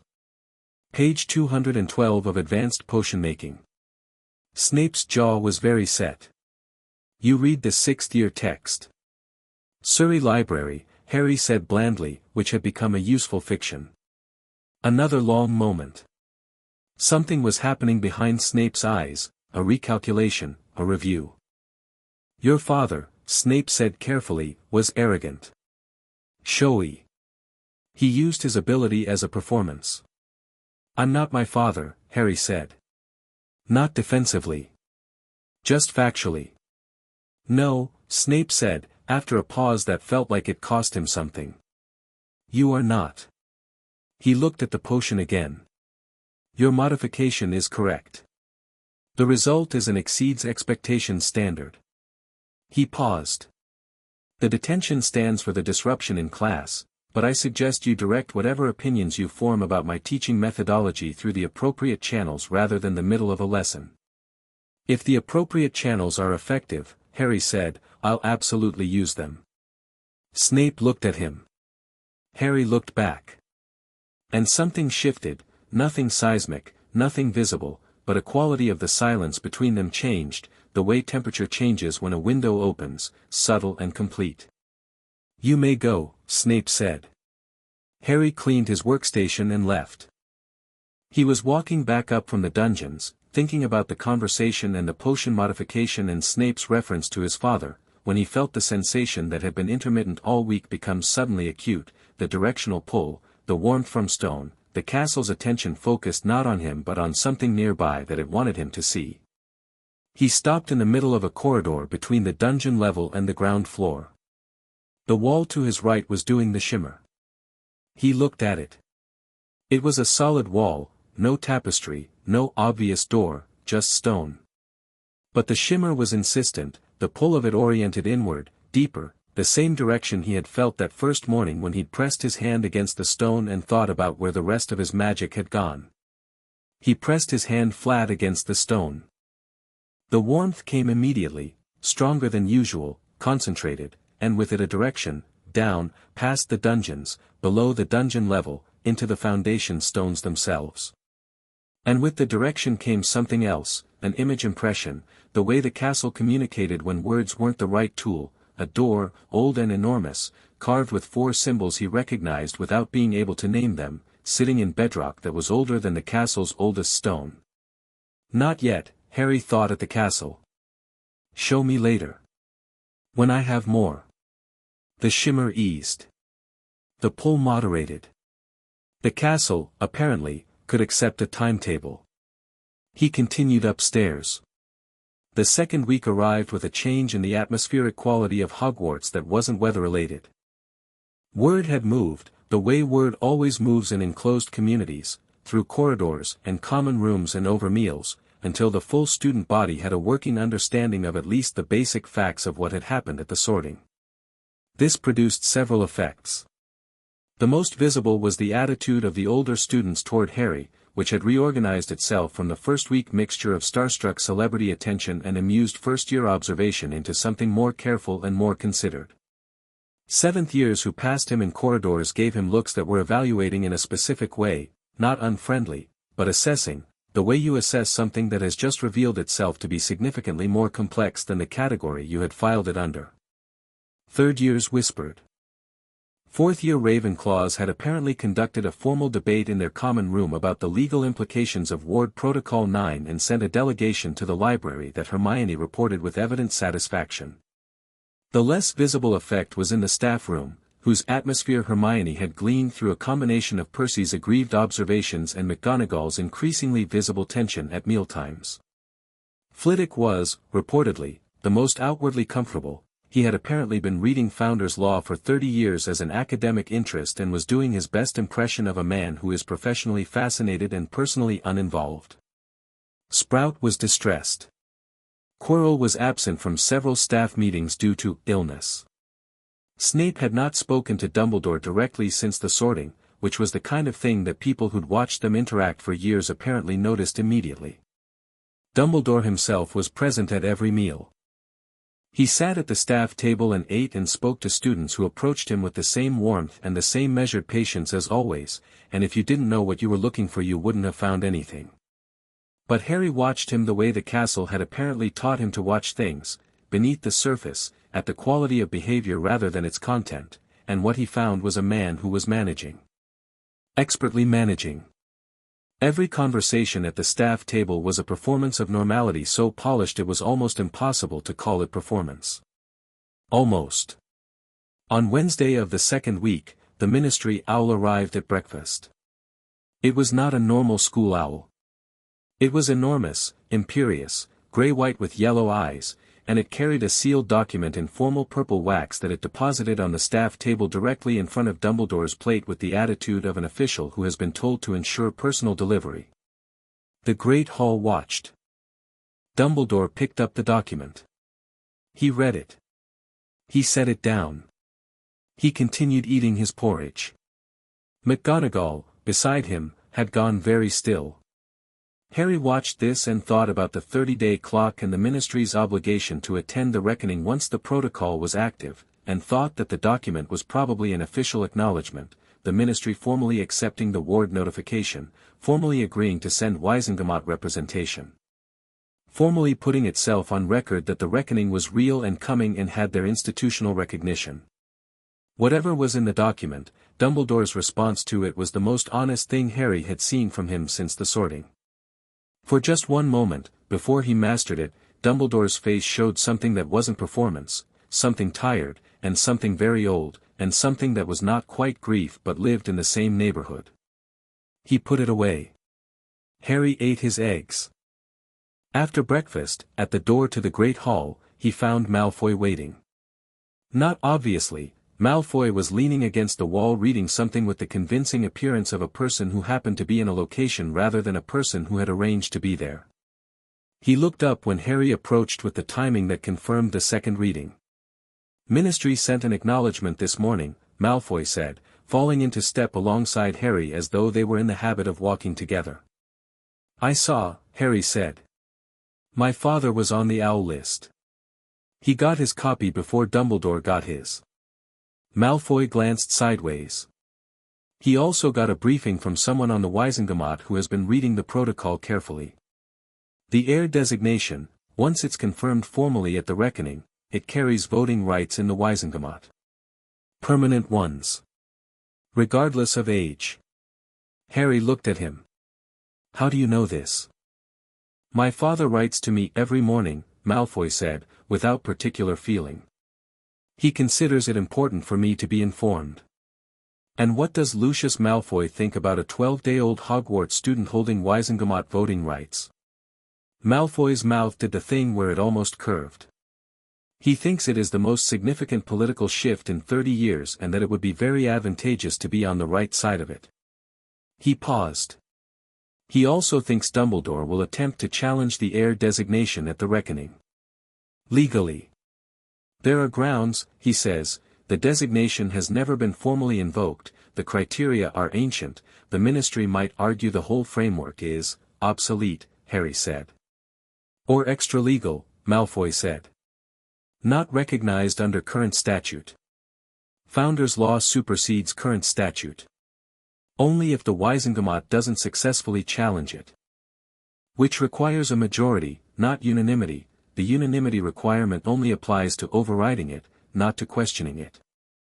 If Dumbledore has enough allies on the Wizengamot, he has plenty of allies," Harry said. "Yes," Malfoy said. They walked in silence for a moment. Then Harry said, "Your father didn't tell you to tell me this." "No," Malfoy agreed. "So why are you?" Malfoy was quiet for long enough that Harry thought he might not answer. Then, "Because I think Dumbledore is going to try to move against you before the reckoning. Quietly, politically. And you don't have the political experience to see it coming the way I do." He paused. "I've been watching these people maneuver since I was 5 years old. You've been in the world for 3 weeks." He said it without contempt, as a plain statement of different resources. "I'm telling you because your position strengthens mine if it holds. And because," another pause. "Shorter. Because what you said in the corridor. About deciding what I want. I've been thinking about it." Harry looked at him. "I want things to be different," Malfoy said, with the careful precision of someone saying an important thing in the fewest necessary words. I want it to matter that I'm intelligent, not just that I'm useful. And the world my father is building, the one Dumbledore was managing in his way, neither of those worlds has room for people who want something other than what they're assigned." He met Harry's eyes. "Yours might." Harry held the look for a moment. "No promises," he said. "I'm not asking for promises," Malfoy said. "I'm asking to be kept informed." "Deal," Harry said. Malfoy nodded, once, and peeled away at the next corridor junction with the unhurried walk of a person who has accomplished what they came for. Harry kept going and found Ron at the base of the next staircase, who had clearly seen the tail end of this and was wearing the expression of a person who has eaten something unexpected. Was that Malfoy?" "Yes." "And you were, having a conversation," Harry said. "With Malfoy," Ron said. "Ron," Harry said, "your family has been on the wrong side of the Malfoys politically for a generation. That's real and it's not nothing. But Draco Malfoy is 11 years old and he's making his own choices independently of his father, and I think those choices are worth watching." He paused. "Also, he has intelligence I don't have. About how the Wisengamot works. I'd be stupid to ignore it." Ron was quiet for a moment, turning this over with the particular honesty that was, Harry had decided in week 1, Ron's most important quality. "Then, you're not going to trust him blindly?" "Absolutely not," Harry said. "And you'll tell us everything he tells you?" "Everything," Harry confirmed. "Okay," Ron said, with the equanimity of a person who has processed something and moved on.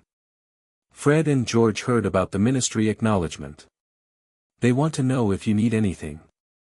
Their words, not mine. They said anything, and we mean that broadly, because this is the most interesting thing that's happened since Percy was made prefect, and that was barely interesting at all.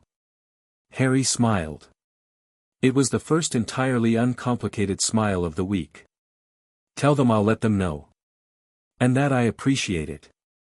That evening, Harry, Hermione, and Neville spread their collection of restricted section books across the Gryffindor common room table.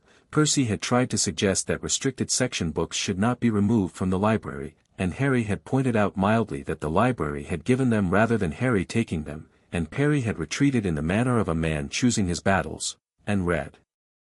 Hermione had a system. She'd read first and annotate. Harry read her annotations and the key passages she flagged. Neville cross-referenced against the lineage text and the Founder's Law commentary.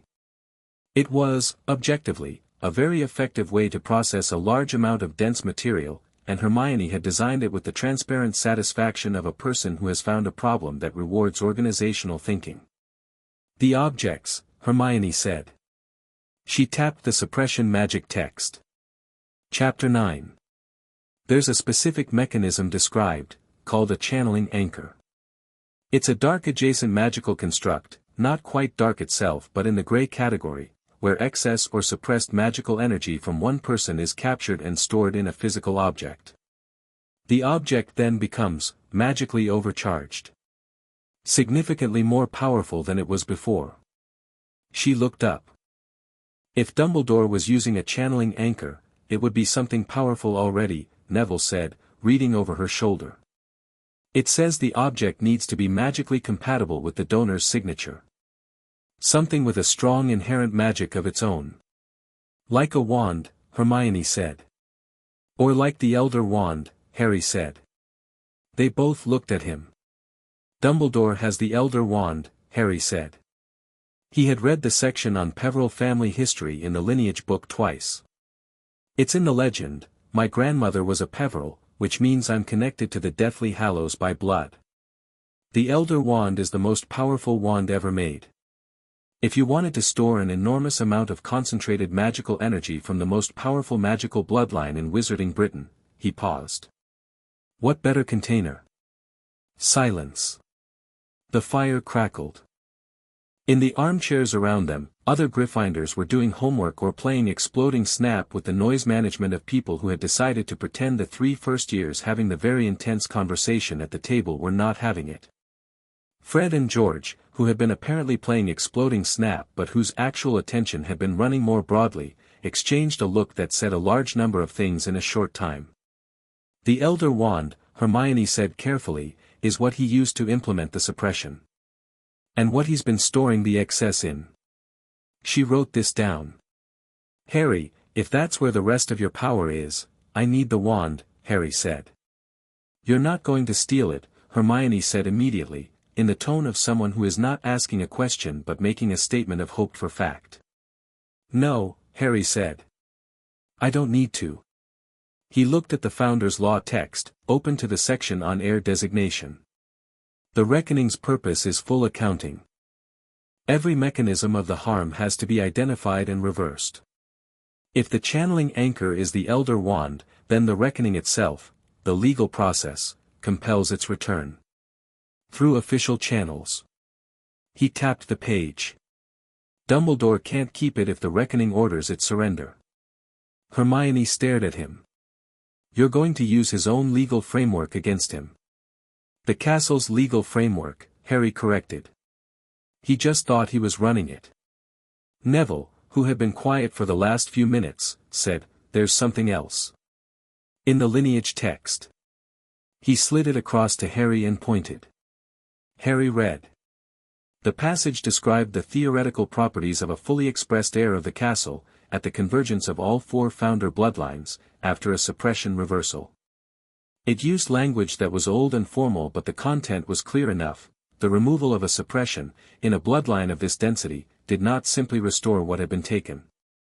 The magical core, deprived of its natural growth trajectory for a decade, compensated on restoration with what the text called resonant expansion, the kind of growth that happened not in a straight line but in all directions simultaneously. In practice, Harry read, this meant that the power restored was not the power that had been suppressed. It was the power that would have developed naturally over 10 years, released all at once. "I'm still growing," Harry said. "You've been growing since the sorting," Hermione said. "I've been watching your spell work. Every day this week the output has been slightly greater than the day before." She hesitated. "How does it feel?" Harry thought about it. "Like a muscle after you've been carrying something heavy for a long time and then you put it down," he said. "And then someone asks you to lift something else and you can do it with one hand and you just didn't know you could, because you'd been tired for so long." Neville nodded slowly. "Yes," he said. "That's exactly it." They closed the books at midnight, when the fire was low and the common room had emptied, and went to bed. Harry lay in his four-poster and felt the expansion happening, not painfully, not dramatically, just the quiet ongoing settling of something that had been compressed for a decade finding its proper shape. The castle breathed around him. Through his feet on the cold stone floor when he'd gone to the bathroom, through the pulse in his hands when his fingers rested on the bedpost, through the warm weight of the place itself, ancient and alive and specifically on his side. He thought about what was coming. 30 days minus the days already used. The Ministry's arrival. The Reckoning's witnesses. Dumbledore preparing his legal challenge, his Wisengamot allies mobilizing, the careful machinery of a man who had managed impossible situations for 60 years beginning to turn. He thought about the castle. He thought about the room deep in the foundation stones, the door with 4 symbols, the pull toward it that the castle had shown him and then, at his request, moderated to await. He thought, soon. Outside the tower window, Scotland was dark and vast and reigning in the quiet way of a place that is very old and very patient, and the castle sat in it like it had sat in every other night for 1,000 years, and Harry Potter slept in his four-poster bed and grew. Chapter 4, The Archive Beneath the Door appeared on a Tuesday. Harry had been expecting it, the castle had been building toward it for 2 weeks, the pull getting stronger every day, the warmth in the walls going from ambient to directed whenever he passed certain corridors on the lower levels. He'd been patient about it the way the castle seemed to respond to patience, not pushing, not going looking, trusting that when it was ready it would show him. He was walking back from breakfast alone. Hermione had gone ahead to the library and Ron was still finishing a third helping of toast with the dedication of a person treating breakfast as a competitive event, when the floor changed under his feet. Not physically. The stone simply became more deliberate beneath him, the way a path changes quality when it becomes intentional rather than incidental, and Harry stopped and looked down and then looked up and ahead. The corridor had changed. Not dramatically. The same gray stone, the same torches, the same slightly irregular floor of a building that has been settling for 1,000 years. But a door had appeared at the end of it that had not been there before, not the neat materialization of the restricted section room, which had been polite and library adjacent. This was something older. The door was enormous, filling the corridor end to end and floor to ceiling, made of stone rather than wood, carved with symbols that Harry recognized from the lineage text even if he couldn't yet read them. In each corner of the door, one symbol, and Harry knew them the way he was beginning to know things the castle taught him, not through study but through proximity, through the bone-deep education of living in a place that was alive and willing, a lion, a serpent, an eagle, a badger. The 4 founders. Their symbols were not decorative. They were active, slightly luminous, each a different color, and as Harry walked toward the door he felt the pulse in his chest answer them in a way that was rhythmic and recognizable, the same chord hit from 4 different instruments. He stopped in front of the door. He put his hand flat against the carved stone surface and felt it hum back, immediate and warm, and then he pushed. The door opened without resistance, swinging inward on hinges that made no sound, which was strange given their apparent age, and the smell that came out was extraordinary, old paper and deep earth and cold clean water and something else, something electric and mineral and alive, the smell of magic concentrated at its source rather than dispersed through use. He went in. The archive was not what he'd expected, which was foolish because he hadn't known what to expect and should have accounted for that. He had been imagining a room. What the archive actually was could not be fairly called a room, it was a space, carved into the bedrock of the mountain itself, high-ceilinged and vast, extending in all directions beyond what the torchlight, which had come on at his entry, sourceless warm gold, could fully illuminate. The walls were stone and the floor was stone and both were covered in text. Not carved, written, in what Harry recognized as the same hand that had left 3 words on the bench in the Great Hall, "We remember you," the castle's own script, precise and ancient and perfectly legible despite being in no language Harry had studied. Except that he could read it. This was possibly the strangest single thing that had happened to him since the sorting, which was a significant claim. He stood in the doorway of the archive and looked at a wall covered in script he had no academic right to understand and understood it the way he sometimes understood the castle's warmth and direction, not through translation but through something more direct, as though the meaning bypassed language and arrived as itself. He could read it the way you can read the mood of a room when you walk in, not word by word but all at once, a comprehensive impression that his brain then sorted into specific content. He walked to the nearest wall and read. It was a record. An accounting, comprehensive and chronological, of everything that had happened within the castle's awareness since the moment the first stone was laid. Not just the significant events, everything. Every student who had passed through, every spell cast, every magic worked, every harm done and repaired, every secret kept in these corridors. The writing went from the founding, clear and confident in the upper registers of the wall, through centuries of history, growing gradually denser as the world grew more complicated, the script narrowing without losing legibility, fitting more into each available line. Harry walked along the wall. He read quickly, the way he'd been reading all his life, skimming for shape and slowing for content. He found the section on the founder's original intentions, why the wards were built the way they were built, what the protocols were designed to catch, what circumstances the founders had foreseen requiring intervention. The 4th founder. Helga Hufflepuff. She had written a provision the other 3 hadn't anticipated needing, which was precisely why she had written it, that the castle itself shall serve as guardian to any student in whose body all 4 bloodlines converge, the such student to be considered ward of the castle in the legal and magical sense, their well-being the castle's direct responsibility, any harm to them equivalent to harm to the castle itself. Any harm to them equivalent to harm to the castle itself. Harry stood and thought about this for a moment. The castle had not merely activated a legal protocol. The castle had defended itself. Dumbledore's action, in the castle's ancient legal framework, was not just theft from Harry Potter. It was an attack on Hogwarts. On the institution.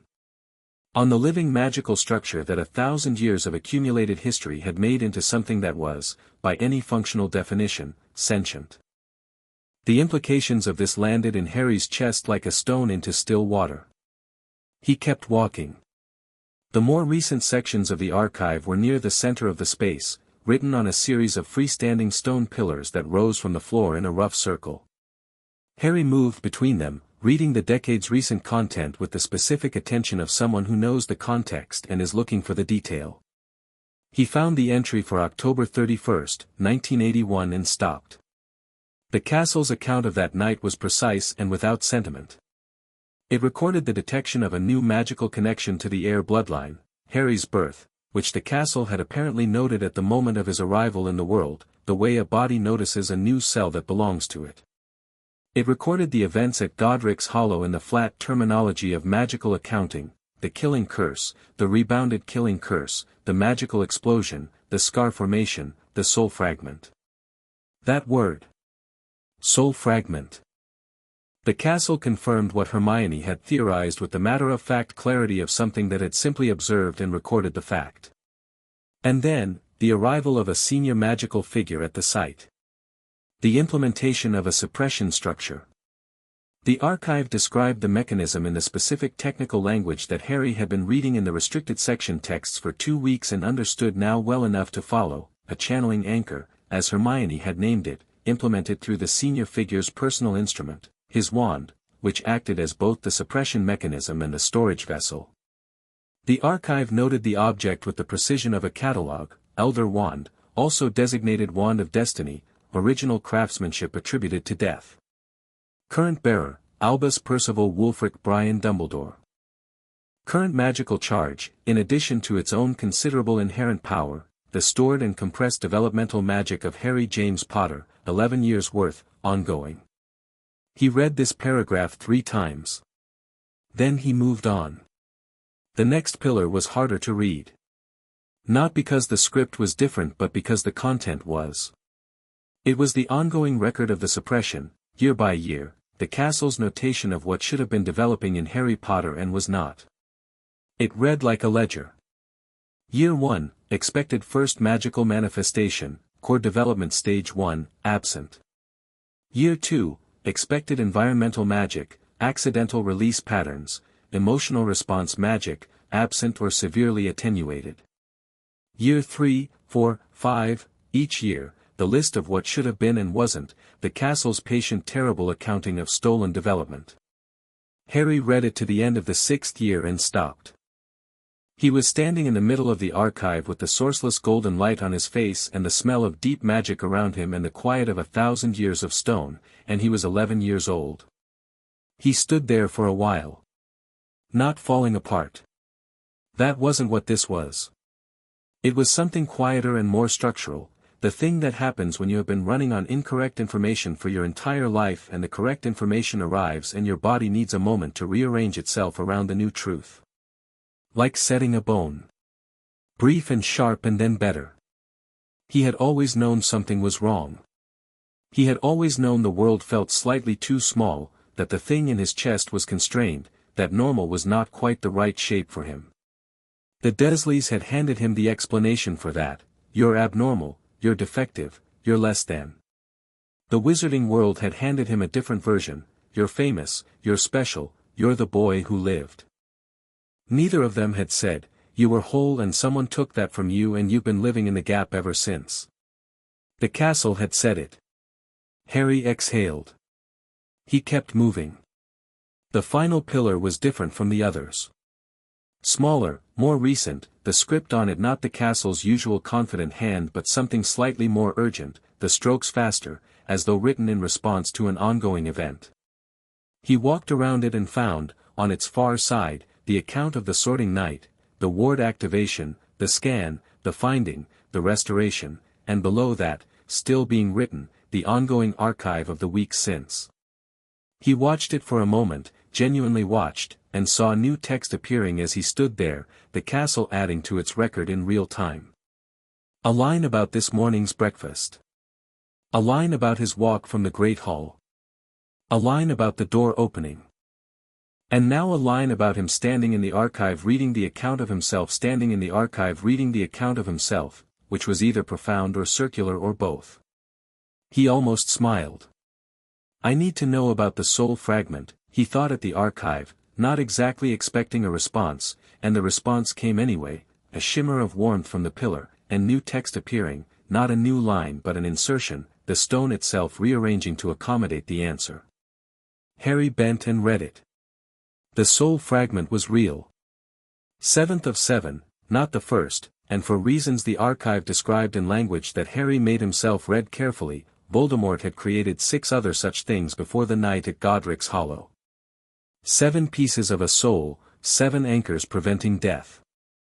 The one in Harry's scar was unintentional, a creation of the rebounding curse, a piece of a soul torn apart by its own killing power in the moment of rebound, lodged in the nearest available living vessel. Harry's scar. And then the next line, which Harry read twice, the heir's magical core, at full expression, generates a resonant frequency incompatible with foreign soul fragment occupation. At full restoration, the fragment will be expelled. Duration of expulsion process post-restoration, variable. Estimated completion at current growth trajectory, between 20 and 40 days. He straightened up. He was getting rid of it on his own. The thing Dumbledore had apparently decided was reason enough to suppress an infant's magic for a decade, the thing that might have been Dumbledore's actual motivation, or one of them, was leaving of its own accord. Because the restored magic was incompatible with it. Because the ward restoration, the heir designation, the expanding core, all of it was simply too much for a foreign piece of damaged soul to survive in. Harry thought about what Dumbledore had said in his office. I needed you to be a child. He thought about the other thing Dumbledore hadn't said. He thought about objects and the long pause before the word. Dumbledore hadn't just been protecting Harry from being perceived as a weapon. He had been protecting the soul fragment.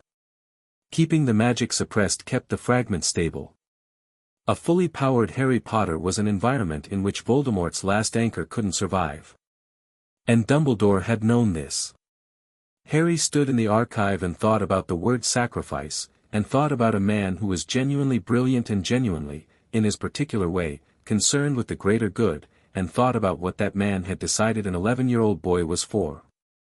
He had been kept small so that when the time came, he could be used. Not as a weapon against Voldemort. As a vessel. Something that carried the last piece of a Dark Lord's soul until the moment Dumbledore decided the timing was right, at which point, Harry had no proof of this, but the logic of it was very clean, Harry was supposed to die. Controlled. Managed. A sacrifice made at the right moment by the right hand. He breathed. He took his time with it. Then he said aloud, to the archive, to the castle, to the sourceless golden light, I am not going to die for his plan. The walls were warm.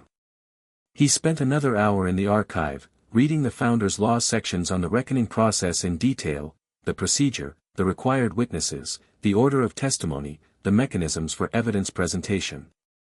The castle could present its own evidence directly, which was unusual by any legal standard Harry knew but made complete sense given that the castle was the aggrieved party as well as the recorder of events. He made mental notes. He thought about what Malfoy had said about Dumbledore's potential legal challenges and how the archive's evidence would counter them. Then he heard footsteps in the corridor outside the archive, not alarmed, not running, but purposeful, and looked at the door. It opened. McGonagall stood in the doorway. She took in the archive with the expression of a woman seeing something she had suspected existed for 30 years and had never been shown. Her eyes moved across the walls, the pillars, the ongoing script, with the attention of a person who is genuinely overwhelmed and is managing it entirely through the force of her habitual composure. Then they moved to Harry. I've been looking for you, she said. How did you find the door? Harry asked. The castle showed me. She paused. That is not something that has ever happened before in my tenure here. A corridor changing to direct me somewhere. She looked at the walls again. Is this, the foundational archive, Harry said. The castle's own record. Everything that has happened within its walls since the founding. He watched her face. It's in there, Professor. All of it. The suppression, the channeling anchor, the soul fragment, the ongoing theft. In detail. In the castle's own hand, which is legally equivalent to sworn testimony under Founder's Law. McGonagall was very still. The reckoning is in just over 2 weeks, Harry said. The Ministry's representatives arrive in 5 days. When they do, this archive is what I present as primary evidence. He paused. I need to know if you're going to be there. McGonagall walked into the archive. She moved to the nearest pillar and read, and Harry watched her read, watched the careful composed face process the content of the castle's accounting with the particular pain of a person who has trusted someone for 30 years and is now reading, in precise irrefutable terms, what that trust was used for. She read for a long time. When she turned back to Harry, her eyes were very bright and her jaw was very set, and she said, in a voice that was level and controlled and cost her something, "I will be there.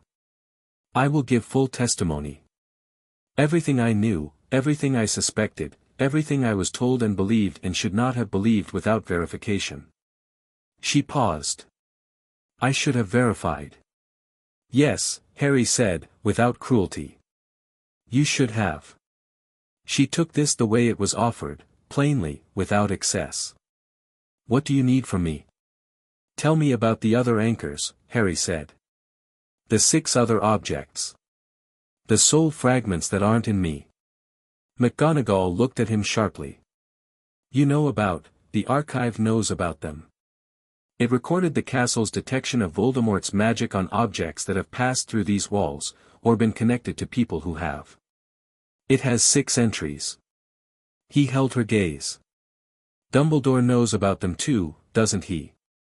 McGonagall's expression confirmed this before she spoke. "He has mentioned, in confidence, over the years, that he has been investigating certain magical artifacts. He has never used the word Horcrux to me directly, but I have read enough to." She stopped. "He has been destroying them. Or attempting to. Over the course of the last decade. Using the power he stored in the Elder Wand," Harry said. The silence was absolute. "Is that what he's been?" She stopped again. Started again. "He has been doing more than I understood. The stored magic, he wasn't just keeping it from you. He was using it," Harry said. "For a war effort he decided he was the only qualified general of." He paused. "Did it work? The Horcrux destruction?" "I believe, based on what he has said, in fragments, over the years, that he has found and destroyed at least 2 of them." McGonagall sat down heavily on the edge of a low stone shelf, which was not like McGonagall at all, and pressed her fingers to her lips and thought. "Which means there are 4 remaining. Plus the one in you. Which is leaving on its own," Harry said. 20 to 40 days. She looked up sharply. "The archive," Harry said. "The restored core is incompatible with it. Incompatible growth frequency. It's being expelled." He watched her process this. "Which means, when the rest of the story comes out at the reckoning, the justification Dumbledore would have used for keeping the soul fragment stable, for needing the magic suppressed, that justification is going to be visibly, demonstrably wrong. Because the soul fragment is going anyway. The suppression never needed to happen." McGonagall was quiet for a long time. "He is not a bad man," she said finally, quietly, and the sentence had the weight of something that has been believed for a long time and is being handled very carefully while the believer decides what to do with it. "I need you to understand that I am not saying that to excuse him. I am saying it because it is true, and because the truth of it is," she paused. "What he did came from a place that was genuinely about protecting people. The greater good. His worst quality and his most sincere conviction are the same thing." "I know," Harry said. "That's what makes him genuinely dangerous." She looked at him, really looked, the way she had looked in the Transfiguration classroom, with the assessing attention of a teacher recalibrating, and then she said, in a voice that had a different quality than any voice she'd used to him before, something warmer and more direct, "You are going to be all right." "I know that too," Harry said. McGonagall made a sound that was trying not to be a laugh. "Of course you do." She stood, straightening her robes with the familiar brisk efficiency. "I am going to speak to Phileas. He should see the archive. He has more expertise in Founder's Law than anyone on staff, and he should know what we're working with before the Ministry arrives. Tell him about the legal challenge Dumbledore is likely to mount," Harry said. "The Wisengamot allies. The argument about the heir designation being extra-legal." McGonagall stopped. "How do you know about that?" "I have good sources," Harry said. She gave him a look that said she would be asking more about that particular source at a future time, and left. Harry stood alone in the archive for a moment. He looked around at the walls, at the ongoing record, at the 4 founder symbols that were still faintly luminous. He thought about the soul fragment and the 20 to 40 days and the fact that it was leaving, and thought about what it meant that something dark and foreign had been living in his head for the entirety of his life and was now, day by day, cell by cell, being pushed out. He already felt the difference. It was subtle and it was real, and it made him slightly angry to realize he could feel the difference, because that meant he had always been able to feel the presence, the way you can feel a pebble in a shoe without knowing you're feeling it, just as a low-grade wrongness you've classified as normal. Not anymore. He walked back out into the corridor. The enormous door closed behind him without sound. He turned and looked at the wall where it had been, solid stone again, seamless, the door gone back into the rock, and then he went upstairs to find Hermione because she needed to know about the archive immediately and would be devastated that she hadn't seen it first, which was going to require management. He found her in the library, as expected. He also found Neville, who had apparently been growing increasingly capable of doing wandless herbological magic and was sitting at the table with a pot of soil that he was doing things to that Hermione kept looking at with the expression of a person trying to decide if something impressive was impressive or alarming. A seedling in the pot had grown to 6 inches while Neville kept his hand near, the soil. Harry sat down. He told them about the archive. Hermione's expression went through approximately 7 stages, the final one settling at a complicated mixture of academic longing and reluctant acceptance that she hadn't been there first. The soul fragment, she said immediately. Leaving on its own, Harry, she stopped. That means the reckoning isn't just about the theft. It's about the entire plan. The sacrifice. What Dumbledore actually intended for you. I know, Harry said. Are you going to present that? At the reckoning? The intended sacrifice? Harry thought about this. He thought about Dumbledore in his office, hands folded, eyes careful, explaining context and protection in childhood. He thought about the cool, purposeful anger and what it was actually for, not for burning, not for performing, but for moving with. Yes, he said. All of it. Every piece. That will destroy him, Hermione said quietly. The castle is the one destroying him, Harry said. I'm just the one presenting the evidence. Neville had been quiet through this, his hand still near the soil, the seedling still growing. He said, without looking up, my grandmother is coming. Harry and Hermione both looked at him. I got a letter this morning, Neville said. She heard about the ministry's involvement. The acknowledgement. She is, not happy. He finally looked up. His expression was not the nervous uncertainty of the boy who had arrived at the sorting holding a toad. It was something steadier, something that had been building for 2 weeks in a boy whose magic had been given back to him. She's coming on Friday. Before the ministry representatives. What does she know? Harry asked. She knows I've changed, Neville said. I wrote to her about the first herbology lesson. About what Professor Sprout said. She wrote back that it was probably a fluke. That my focus had improved. That the focus aid was working better. He paused. I think she genuinely believes the limiter she put on me was protective. I think she genuinely believes a lot of things Dumbledore told her. Harry thought about this. She's going to try to put it back. I know, Neville said. She can't, Harry said. The castle broke it. The ward restoration explicitly included you, the protocol identified Dumbledore's network of suppressions, not just the one on me. You're covered under the same legal protection. Neville looked at the seedling for a moment. She's going to be upset. Yeah, Harry said. She loves me, Neville said. In her way. She thought, he paused. She thought small was safe. She thought not powerful was survivable. He touched the edge of the pot with one finger and the seedling put out 2 new leaves in the space of 4 seconds. She was wrong. You should be the one to tell her that, Harry said. Neville looked up. I know. I've been thinking about what to say. He squared his shoulders slightly. She knew about my parents. The way everyone knew. She said it was Death Eaters and she was right. But she never told me, she never said that what happened to them because they were strong. Because they had power and they used it. She always said it happened because they were reckless. That the lesson was to keep your head down.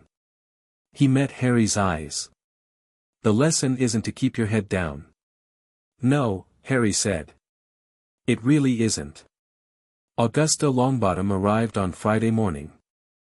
Harry had been warned by Neville and had built a mental image from the warning: formidable, formal, traditional, opinionated. The woman who swept through the front doors of Hogwarts at 8 in the morning without an appointment and apparently without any sense that an appointment was something she required was all of those things and also significantly more. She was tall, dressed in what Harry could only describe as magnificent formal wear, the kind of robes that communicated that the wearer was not going to apologize for occupying space. She had a long neck and a large stuffed vulture on her hat, which under other circumstances might have undermined the overall effect but somehow didn't. McGonagall met her in the entrance hall. Harry, who had been on his way to breakfast, stopped at a distance that was technically the far side of the hall and therefore his own business. Augusta, McGonagall said, in a tone that was respectful and prepared. Minerva.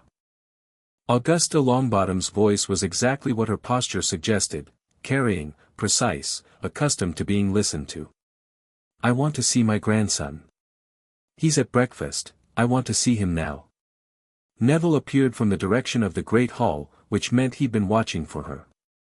He walked across the entrance hall toward his grandmother with his back straight and his chin level, and Harry noticed, watching from across the space, that he moved differently than he had 2 weeks ago. Not dramatically differently, not a performance of confidence, but the genuine article, the natural result of a person whose body has stopped fighting against itself. Augusta Longbottom looked at her grandson and something crossed her face, very briefly, quickly suppressed, that was not unhappy. The look of a person seeing something they recognize and are not yet ready to name. Neville, she said. Gran, Neville said. You didn't need to come. I am your guardian, she said. When the school you attend announces in front of 500 students that an illegal magical operation has been conducted and then invites the Ministry of Magic to conduct a formal inquiry within its walls, I have both the right and the obligation to. It's not illegal, Neville said. Under Founder's Law. The protocol is the law. The Ministry's here because the protocol requires them to be, not because anyone is questioning whether it should be happening. He paused. I've been reading. Augusta looked at him for a long moment. Then she looked at McGonagall. What have you done to him? Nothing, McGonagall said. The castle returned what was taken. What was taken? Augusta's voice tightened. The focus aid was given with his best interests, Gran. Neville's voice was not unkind. But it was firm. I know you believed that. I know you thought it was protecting me. But it wasn't focus. It was a limit. On everything. He held her gaze. I grew a maidenhair fern wandlessly in my first week. The devil's snare won't touch me. I can feel the plants in the greenhouses through the stone floors of the castle. He let her absorb this. That was always in me. Dumbledore told you something that wasn't true, and you made a decision based on false information, and I don't think that's your fault. But I needed to stay gone. Augusta Longbottom was, Harry observed, quite capable of stillness when she needed it. She stood in the entrance hall and was still for a long time, looking at her grandson, and the vulture on her hat did not move, and something in her face moved through several things that were all too fast to name. Then she said, your father could feel every plant in a room. He said it was like standing in a conversation. Her voice was very level. He said your mother laughed at him for it. She called it his plant sense. She paused. I had forgotten that. Neville said nothing. He didn't need to. Show me this archive, Augusta said to McGonagall. And then, to Neville, come with me. They went. Harry filed this away and went to breakfast, where Ron was finishing his fourth piece of toast and told him he'd missed something interesting, which turned out to be a second Ministry owl arriving with a schedule of arrival times for the Wisengamot representatives, which Percy had intercepted and read aloud to the Gryffindor table in the manner of a person who considers informational management to be a prefect responsibility. 3 representatives, Hermione said, appearing at Harry's shoulder and sitting down. She had clearly already heard. Amelia Bones, Griselda Marchbanks, and, she paused, and her voice did the thing it did when information required careful handling. And Cornelius Fudge. Harry looked at her. Fudge is the Minister for Magic, she said. He's not a Wisengamot member. He's attending as ministerial observer. She put her notebook on the table. Harry, that means the Ministry is taking this seriously enough to send Fudge personally. Which means either someone very senior thinks it's significant or someone very senior is worried about what it might reveal and wants to manage it. Or both, Harry said. Or both, Hermione confirmed. Ron looked between them. Fudge is Dumbledore's person, he said. Everyone knows that. He basically does whatever. He stopped. Oh. Yeah, Harry said. So the Ministry is sending someone who is going to try to manage the outcome, Harry said. Yes. Or at least his presence means Dumbledore has a friend in the official party. He thought about Malfoy's warning about the legal challenge. He thought about the Founder's Law text and the unanimity requirement and the distinction between overriding and questioning. I need to speak to Flitwick today. He found Flitwick after lunch, which required going to the Charms classroom where Flitwick was doing something complex with a series of floating geometric shapes that he rearranged with small wand movements and an expression of someone solving a puzzle. He looked up when Harry came in and immediately made the shapes disappear with the air of a man who has been expecting this visit. The archive, Harry said, without preamble. Minerva told me, Flitwick said. I went down last night. Read for 3 hours. He paused. It is comprehensive. Amelia Bones, Harry said. What do you know about her? Flitwick climbed up on his pile of books and sat there with the ease of a man comfortable at this altitude. Amelia Bones is the head of magical law enforcement. She is methodical, principled, and significantly more independent of political influence than most of her colleagues. She was also, many years ago, a student here who I taught personally. He paused. She has a mind like a trap. If you put the archive's evidence in front of her, she will not look for ways to avoid its implications. And Marchbanks? Ancient. Fierce. Has been examining students for the Wisengamot for longer than anyone can remember and has what I would describe as a visceral distaste for any attempt to corrupt educational institutions. She examined Dumbledore for his newts, which he passed with distinction, which means she has a particular relationship with his abilities and will not be satisfied with generic justifications. Flitwick's small eyes were very sharp. She will be your strongest ally in the official party if you approach her correctly. And Fudge, Harry said. Flitwick was quiet for a moment. Cornelius means well, he said carefully. He is not stupid, but he is susceptible to comfort. He prefers situations to resolve in ways that require the least institutional disruption. A finding against Dumbledore is the maximum possible institutional disruption. He tilted his head. However, Fudge is also, above everything else, a politician. He will follow the tide if the tide is strong enough. He looked at Harry. Show him something undeniable and he will choose the winning side. Show him something uncertain and he will choose the comfortable side. So I need to make it undeniable, Harry said. The archive is undeniable, Flitwick said. The castle's own record, in the castle's own hand, cannot be challenged as fabrication. What Dumbledore will try to do is challenge its interpretation. The context argument. The greater good argument. He paused. He will say he was protecting you. He will say the soul fragment made the suppression necessary. He will say the stored magic was used for the common defense. He looked at Harry steadily. And he will not be entirely wrong. That is what you need to be prepared for. Harry looked at him. What do you mean? The Horcruxes, Flitwick said quietly. He has destroyed two. Using stored magic that would otherwise have sat inert or, at the age of 15 months, been uncontrollable in a child. That is real. That happened. The Reckoning's accounting will include it. He paused. The archive doesn't just hold what was taken from you. It holds what was done with it.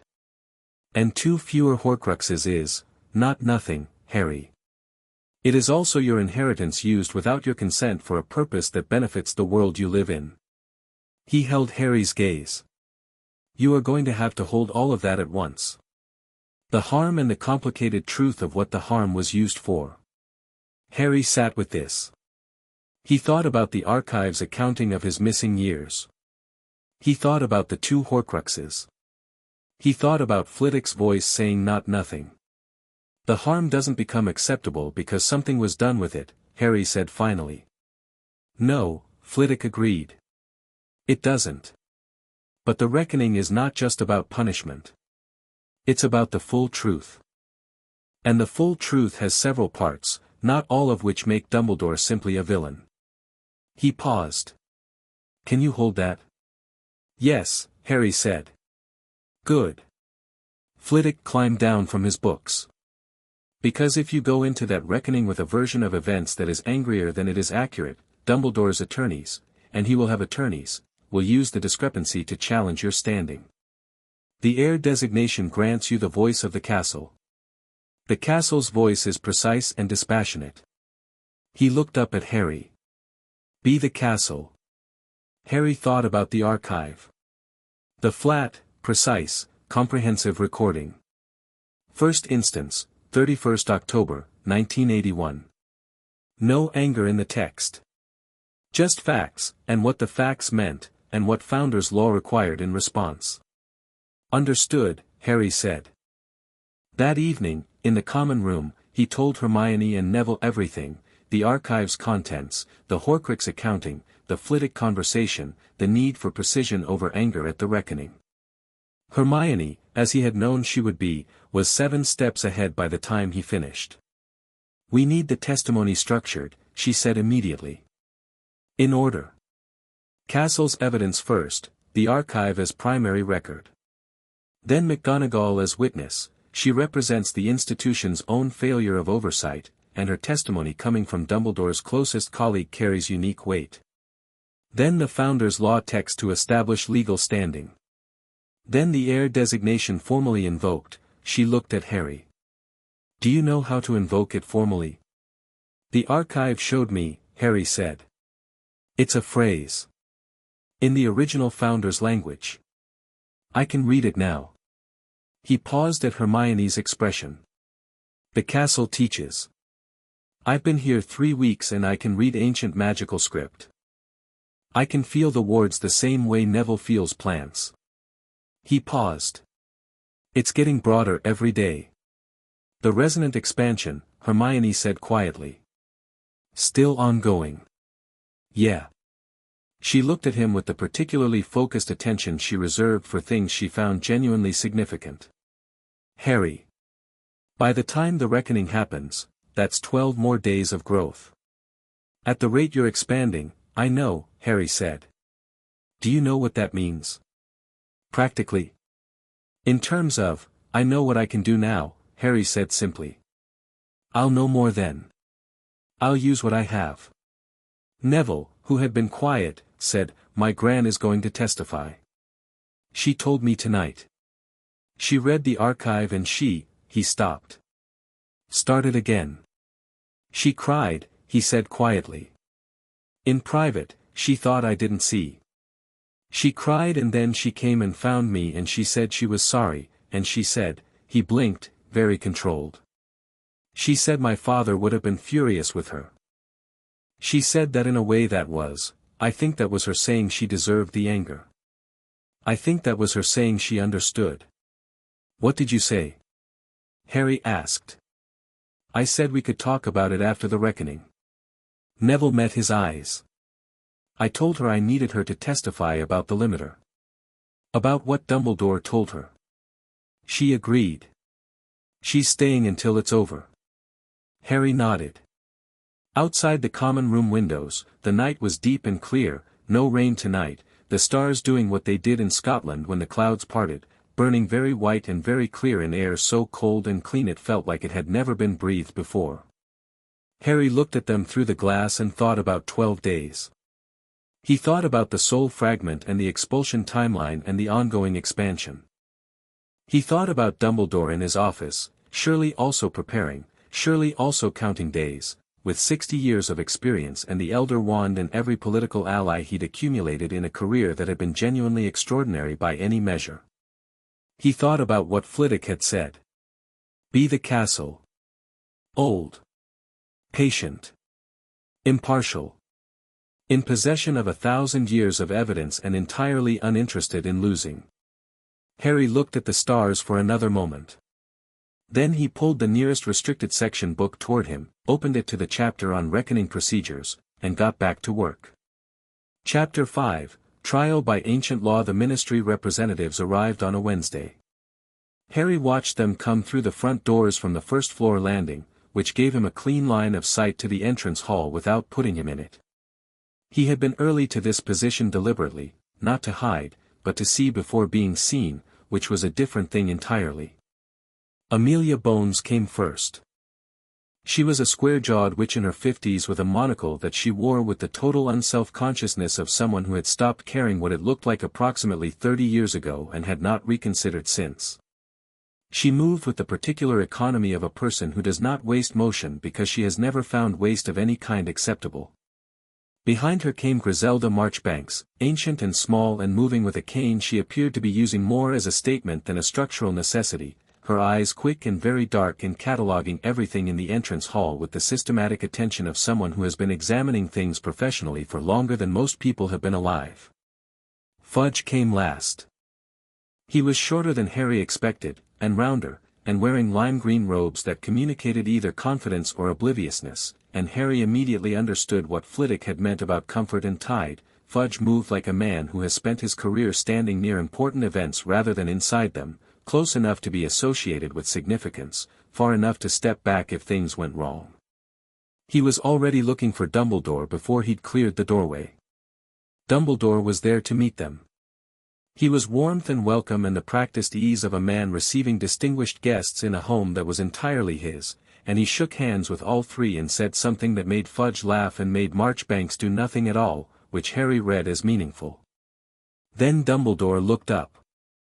He looked directly at the first-floor landing as though he had known Harry was there from the moment he entered the entrance hall, which he probably had, and Harry looked back, and neither of them moved for a moment. Then Harry turned and went to find Hermione. She was in the archive. McGonagall had formally granted her access 2 days ago, on the basis that Hermione's organizational contribution to the evidence preparation was functionally equivalent to that of a legal researcher, which McGonagall had said with the straight face of a woman who was not going to waste talent on bureaucratic niceties. Hermione had been in the archive for 4 hours a day ever since, doing something she called structural indexing, which involved a system of paper markers and a notation scheme she'd invented herself and explained to Harry once in terms that made complete sense at the time and that he retained the shape of without all the detail.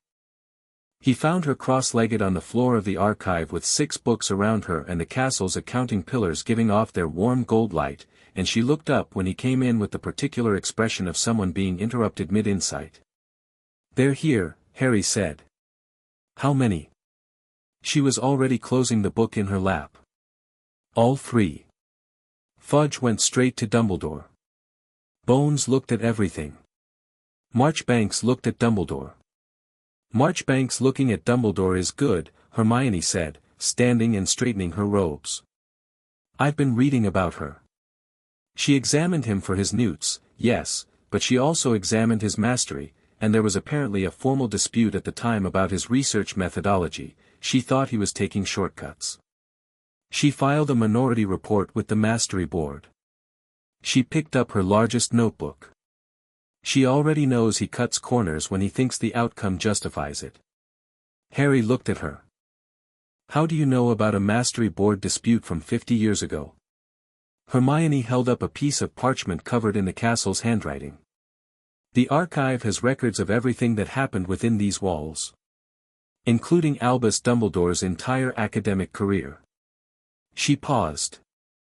I may have been comprehensive. Harry looked at the parchment. Then at the stack of notebooks beside her.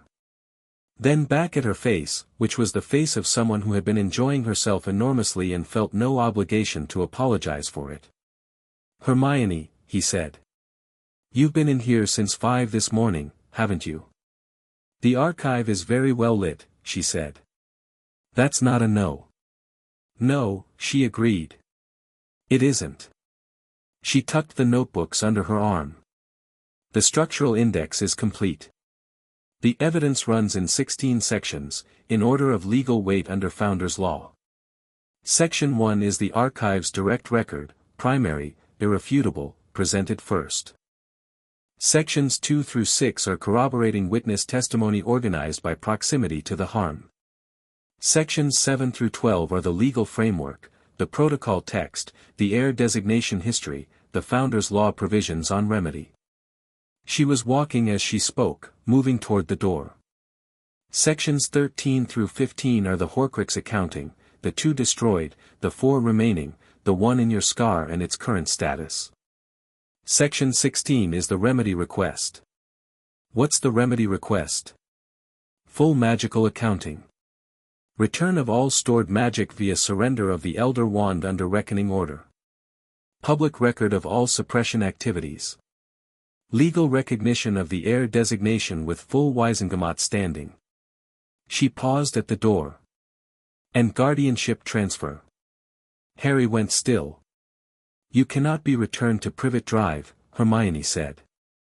She said it carefully, the way she said important things, not softly, not gently, but precisely, with the specific care of a person who wants the words to land as themselves rather than as something else. The Dursleys were selected as your guardians by Dumbledore, under magical constraint that suppressed your mother's actual designated guardian in her will. She held his gaze. Your mother named someone else. In the will the castle has on record. Harry stood in the doorway of the archive and felt the stone warm around him and said, Who? Sirius Black, Hermione said. Your godfather. He's in Azkaban. But Harry, the castle's record shows he was never given a trial. He was placed in Azkaban without a hearing, without legal representation, without a verdict. Under Founder's Law, a Wisengamot member present at the reckoning has the authority to issue a provisional order for immediate review. She watched his face. Bones can do it. If we ask. If we put it in the remedy request. Harry was very quiet for a moment. He had not known about Sirius Black. He had not known his mother had a will or that the will named someone, that there was a person alive who had been chosen for this, chosen to be the person who was there instead of the Dursleys, instead of the cupboard under the stairs. He felt the information the way you feel a key turning in a lock you didn't know was locked. He breathed. He took his time. Put it in section 16, he said. The reckoning was scheduled for the following Monday, giving the ministry representatives 5 days inside the castle. McGonagall had organized the practical aspects with the precision she brought to everything. A formal chamber had been designated on the 2nd floor, one of the larger and used classrooms that the castle had expanded overnight to accommodate the required parties, its walls covered with what Harry recognized as the same script as the archive brought to the surface stone, the castle marking the space as legally significant. The 5 days before Monday were the most complicated of Harry's time at Hogwarts so far, which was saying something. Bones requested a formal pre-reckoning interview with Harry on Thursday morning. Harry attended with Hermione, who had asked to come as a researcher and whom Bones had agreed to include with the brief nod of a woman who approved of people who did their preparation. They sat across a table from Bones in a small room off the entrance hall, and Bones put her monocle in and opened a leather folder and looked at Harry for a moment before she said anything. I've read the protocol activation report, she said. I've read the ward scan summary. I've been in the archive. She paused. I want to ask you something, and I want you to answer me honestly without thinking about what answer is most useful. Can you do that? Yes, Harry said. Did you know about the suppression before the sorting? No, Harry said. Did you know about the soul fragment before the archive told you? No. Do you have any evidence that Dumbledore's stated motivation, protecting you from being perceived as a weapon or a target, was fabricated rather than genuinely held? Harry thought about this carefully, the way Bones had asked him to. No, he said. I think he believed it. I think he still believes it. I think the self-deception is complete and genuine. Bones wrote something. The distinction between genuine belief and justification, she said, without looking up. You understand that a reckoning under Founder's Law doesn't adjudicate intent. It adjudicates action and consequence. I know, Harry said. The archive records what happened. Not why it happened. The why is for witnesses. Bones looked up. She looked at him for a long moment with her monocle catching the morning light. How old are you? She said. 11, Harry said. She wrote something else. The heir designation, she said. Formally invoked, it grants you Wisengamot standing. Do you understand what that means in practical terms? I have a voting seat, Harry said. I have the right to speak in formal proceedings. I have the legal status of a major head of house despite being a minor. You've been reading. The archive, Harry said. And Hermione. Bones glanced at Hermione, who was sitting with her hands folded on the table in the manner of someone making a deliberate effort not to have her notebook out. Bones seemed to decide this was acceptable. The heir designation has never been formally invoked in recorded history, Bones said. There will be challenges. Griselda will support it, she's shown me her preliminary view and she's satisfied by the bloodline evidence. Fudge, she paused, and the pause said enough.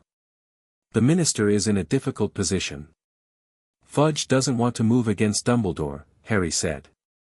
The minister, Bones said carefully, has an institutional relationship with the current headmaster that complicates his neutrality as an observer. She looked at Harry. But the minister is also a man who does not want to be on the wrong side of history, and a castle that has invoked Founder's Law for the first time in a millennium is a very clear statement about which side of history is which. She closed her folder. I will be conducting this reckoning by the protocol exactly as written. I want you to know that. Thank you, Harry said. Don't thank me, Bones said. I'm not doing it for you. I'm doing it because it's the law. She stood. One more thing. The soul fragment, your scar. The archive's projection of expulsion in 20 to 40 days. Where are you in that timeline? Harry touched his forehead without thinking about it. He could feel the fragment the way he'd learned to feel it, not painfully, but as a quality of wrongness, a frequency slightly outside the range of everything else in his chest. It was weaker than it had been at the sorting. Definitely weaker. The wrongness is about half what it was, he said. I think, 2 weeks, maybe less, until it's gone completely. Bones wrote this down. The reckoning will need to account for it in evidence even if it's no longer present by Monday. The archive has the record. She looked at him one last time. Monday. 8 o'clock. Don't be late. Marchbanks found Harry on Friday. Not in an official capacity and not in a scheduled room, she found him in the corridor near the Charms classroom, where he had been heading for a practical session with Flitwick to work through the formal invocation language for the heir designation. She was simply standing in the corridor when he turned a corner, as though she had known exactly where he would be, which, given the look in her eyes, she very possibly had. Walk with me, she said. It was not a request. Harry walked. She set a pace that was brisk for a woman with a cane and they moved through the castle's corridors, Marchbanks looking at the walls with the attention of someone reacquainting herself with a known place. I was a student here, she said. 70 years ago. The castle was the same. The castle is always the same. She paused at a window that overlooked the grounds, the lake flat and grey in the autumn light, and looked out. I examined Albus Dumbledore, she said. Twice. For his newts and for his mastery. The most gifted student I have assessed in 70 years of examining. She paused. I filed a minority report on his mastery. I know, Harry said. She looked at him sideways. Of course you do. The archive. She turned back to the window. He modified his experimental parameters mid-research.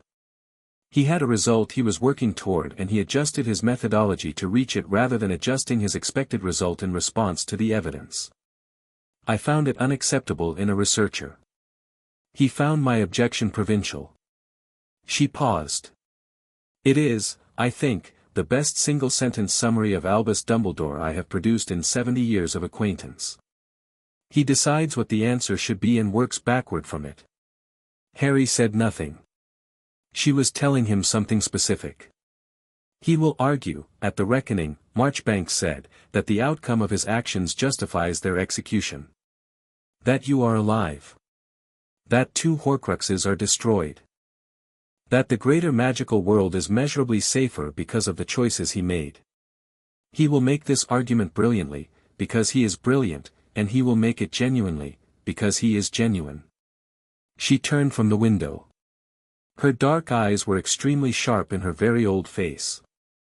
The reckoning's answer to that argument is, yes, and also, none of that gave you the right. Both things are true. The value of the outcome and the wrongness of the method exist simultaneously and neither cancels the other. She looked at Harry. Can you hold that without it destabilizing your testimony? Professor Flitwick asked me the same thing, Harry said. Phileas is smart, Marchbanks said. What was your answer? Yes, Harry said. She studied him. You are not what I expected, she said, which was the second time an adult had said that to him in as many weeks, and which he was beginning to read as a particular category of compliment from a particular category of person. I expected rage. I expected a child who had been told he was stolen from and wanted vengeance. I want accountability, Harry said. That's different. It is, Marchbanks agreed. Significantly. She started walking again. Monday. I will be managing the formal proceedings. Amelia presents the legal case. I manage the testimony order and the procedural protocol. Cornelius, a pause with a quality of affectionate exasperation. Cornelius will observe and will eventually vote the way the chamber's weight makes unavoidable. She glanced at him. The formal invocation of the heir designation must come from you, in the original language, at the opening of proceedings. Phileas has been working with you on this? Yes, Harry said. Do it precisely, she said. Not louder than necessary, not performed.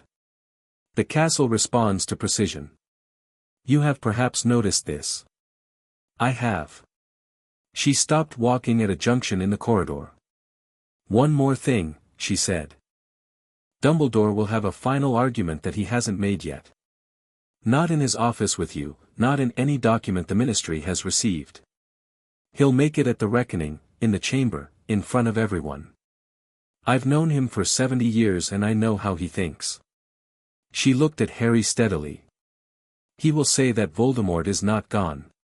He will say that the unfinished work, the remaining Horcruxes, the return that he believes is coming, requires his continued involvement and his continued freedom of action. He will say that punishing him now leaves the wizarding world without its best weapon against a threat that is not yet neutralized. She paused. He will not be wrong about the threat. No, Harry said. He won't. How do you answer that? Marchbanks asked. Not for practice. I want to know what you actually think. Harry thought about it for a moment. He thought about the archive and the 4 remaining Horcruxes and the soul fragment leaving his scar degree by degree. He thought about Flitwick's words, be the castle, and what the castle was, and what it had been built to do, and who had built it. Voldemort's return is real, Harry said. The remaining Horcruxes are real. Dumbledore knows where some of them are. The archive has his notes, the ones he kept in the castle, which became part of the castle's record. I know where 2 of them are. He paused. The answer to the threat of Voldemort is not Dumbledore. It never was. The founders built the heir designation because they understood that the answer to any threat against this world was someone the world itself designated, not someone who designated themselves. He met Marchbank's eyes. The Horcruxes can be found and destroyed without him. The war, if it comes, can be fought without him. His freedom of action was never the only option. It was just the only option he offered. Marchbanks was quiet for a moment. Then she said, "Don't lose that." And walked away. Sunday night was quiet. Harry, Hermione, and Neville sat together in the common room after everyone else had gone to bed, the fire low, the room smelling of old wood and warm stone, and the particular quality of a shared silence between people who have been working together long enough that not talking is as comfortable as talking. Ron was there too. He had not been a formal part of the preparation, he had no legal role, no specialized knowledge, no archive access, but he had been present in the way that mattered most, which was consistently, without drama, making space for what was needed. He'd brought food from the kitchens on late nights. He'd listened without requiring explanation. He had demonstrated an absolutely remarkable facility for pretending to be asleep when Snape or McGonagall came through on late patrols, which had saved everyone at least twice. "How are you feeling?" Ron asked. It was the simple question, without qualification. Harry appreciated that Ron asked things simply. "Ready," Harry said. "Not nervous?" "A bit," Harry admitted. "Not about the reckoning." "About, after." "What changes?" "Everything changes," Hermione said quietly. She was looking at the fire. "Yeah," Harry said. "Everything." Neville, who was holding a small succulent he'd grown in the dormitory, it had become a habit, something to hold when his thoughts needed an anchor, said, "My Gran told me tonight that she's proud of me." "She's never said that." "Not once, not in 11 years. He said it without drama, just as a fact he was still getting used to. "She said she should have said it years ago." "She said a lot of things she should have said years ago." Nobody responded, because no response was needed, and they all knew that. After a while Harry went up to bed. He lay in the dark under his 4-poster curtains and felt the castle around him, old and breathing, and felt the soul fragment, smaller now, barely there, the wrongness reduced to something the size of a distant wrong note rather than a persistent chord, and felt his own magic, expanded and still expanding, filling the available space of him in all directions, warm and vast and quietly astonishing. He thought about what tomorrow was. He thought about Dumbledore sitting in his office 1 floor above, also presumably awake, also presumably thinking. He thought about a man who had made choices he had believed in completely and was going to stand in a chamber tomorrow and be held accountable for them by the building he had run for 30 years. He thought it must be a particular kind of terrible, to love something and have it turn around and name what you did to it. He slept. Monday morning was cloudless and cold, the sky outside the tower window a clean brilliant grey-white that meant the first hard frost of the season had happened overnight.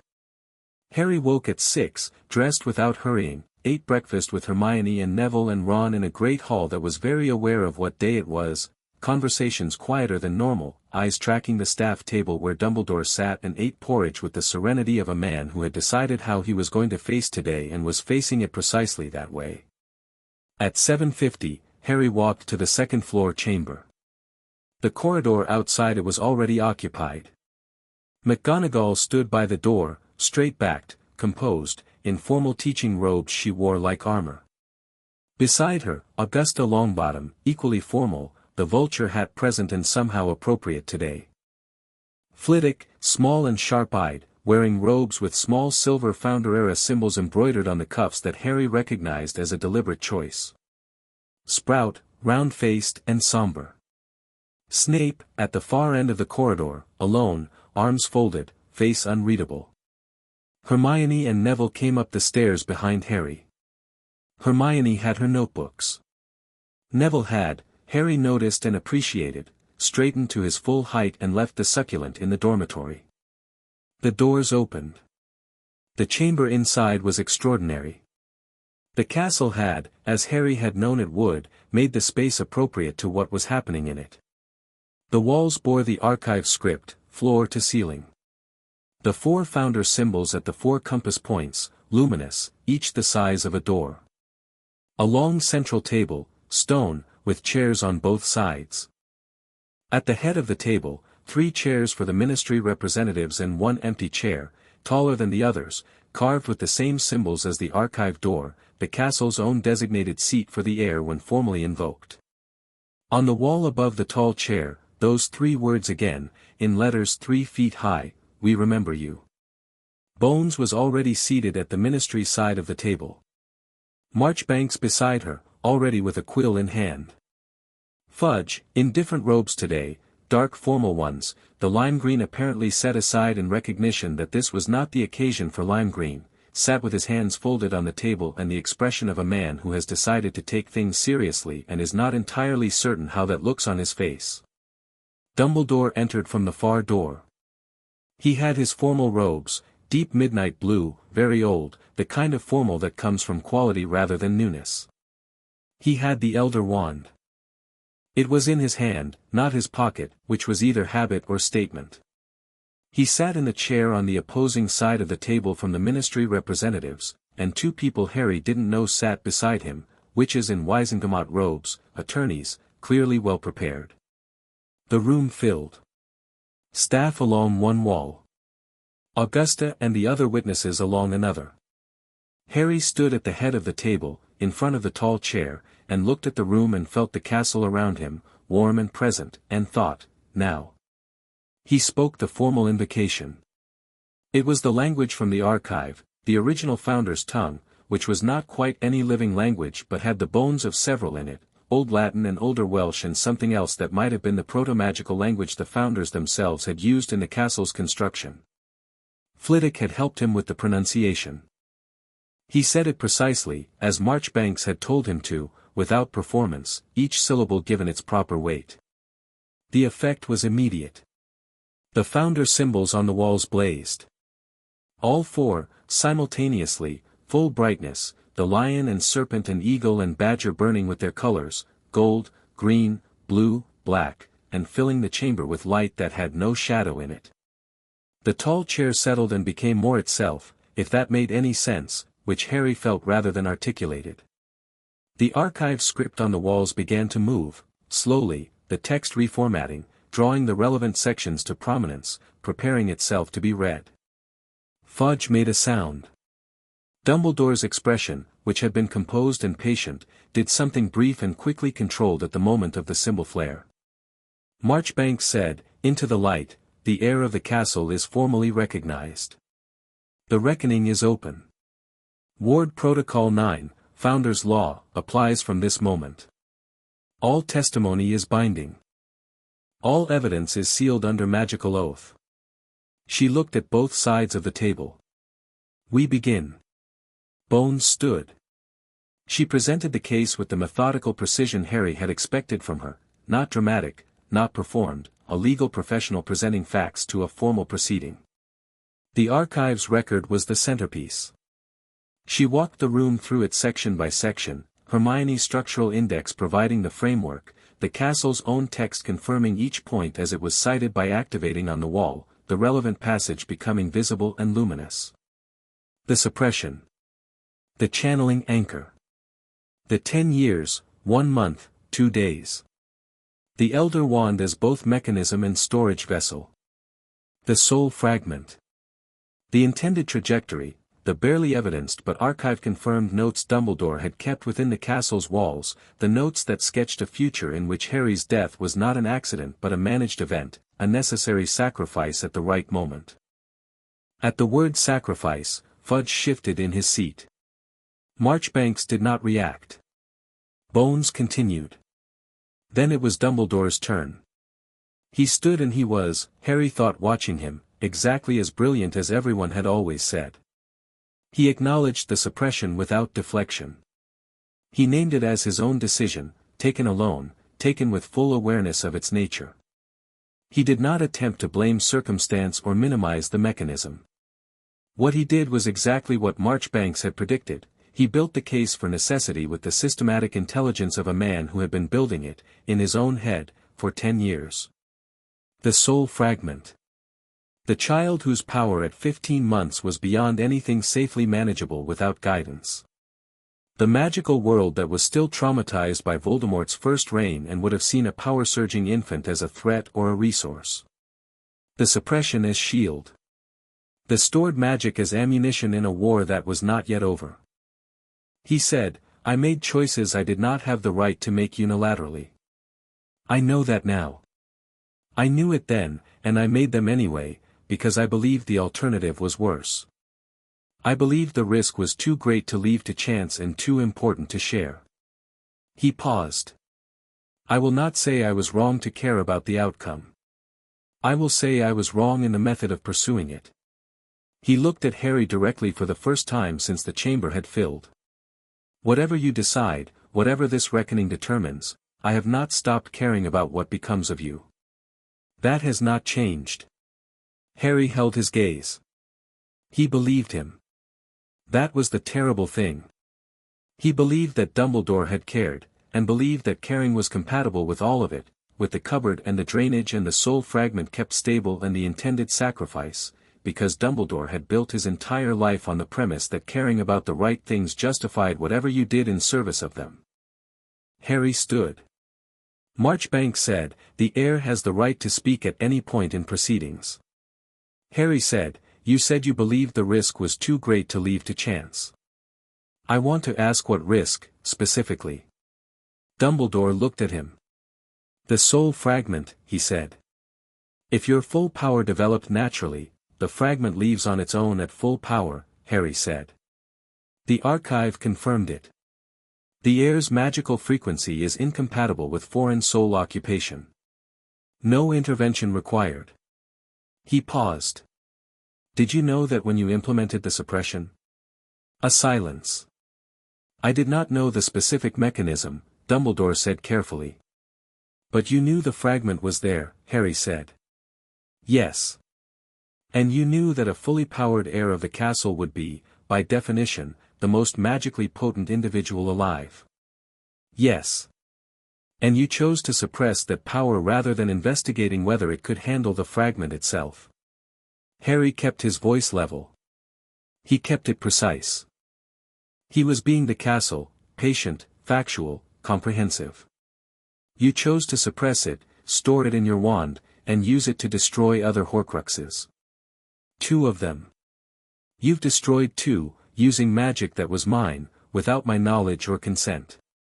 Yes, Dumbledore said. Quietly. Yes. That is what I did. And the remaining 4, Harry said. Where are they? The room went very still. Dumbledore's attorneys exchanged a look. Dumbledore himself seemed to consider refusal. Harry saw it, the moment of calculation, and then, under the Founder's Law oath that sealed the chamber, under the archive's luminous script on the walls, under the castle's own presence pressing the space, he said, a diary, already destroyed. I believe one of my former colleagues attended to it, though outside formal channels. A ring, in the Gaunt family ruins in Little Hangleton. A locket, in a sea cave on the southern coast. A cup, in a vault at Gringotts Bank.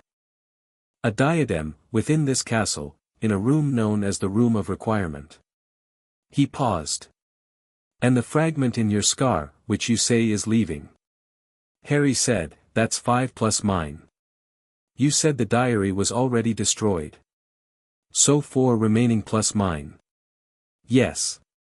Then the stored magic, the magic you took from me, the portion remaining in the Elder Wand, is sufficient to destroy the remaining 4. Dumbledore said nothing. Is it? Harry pressed.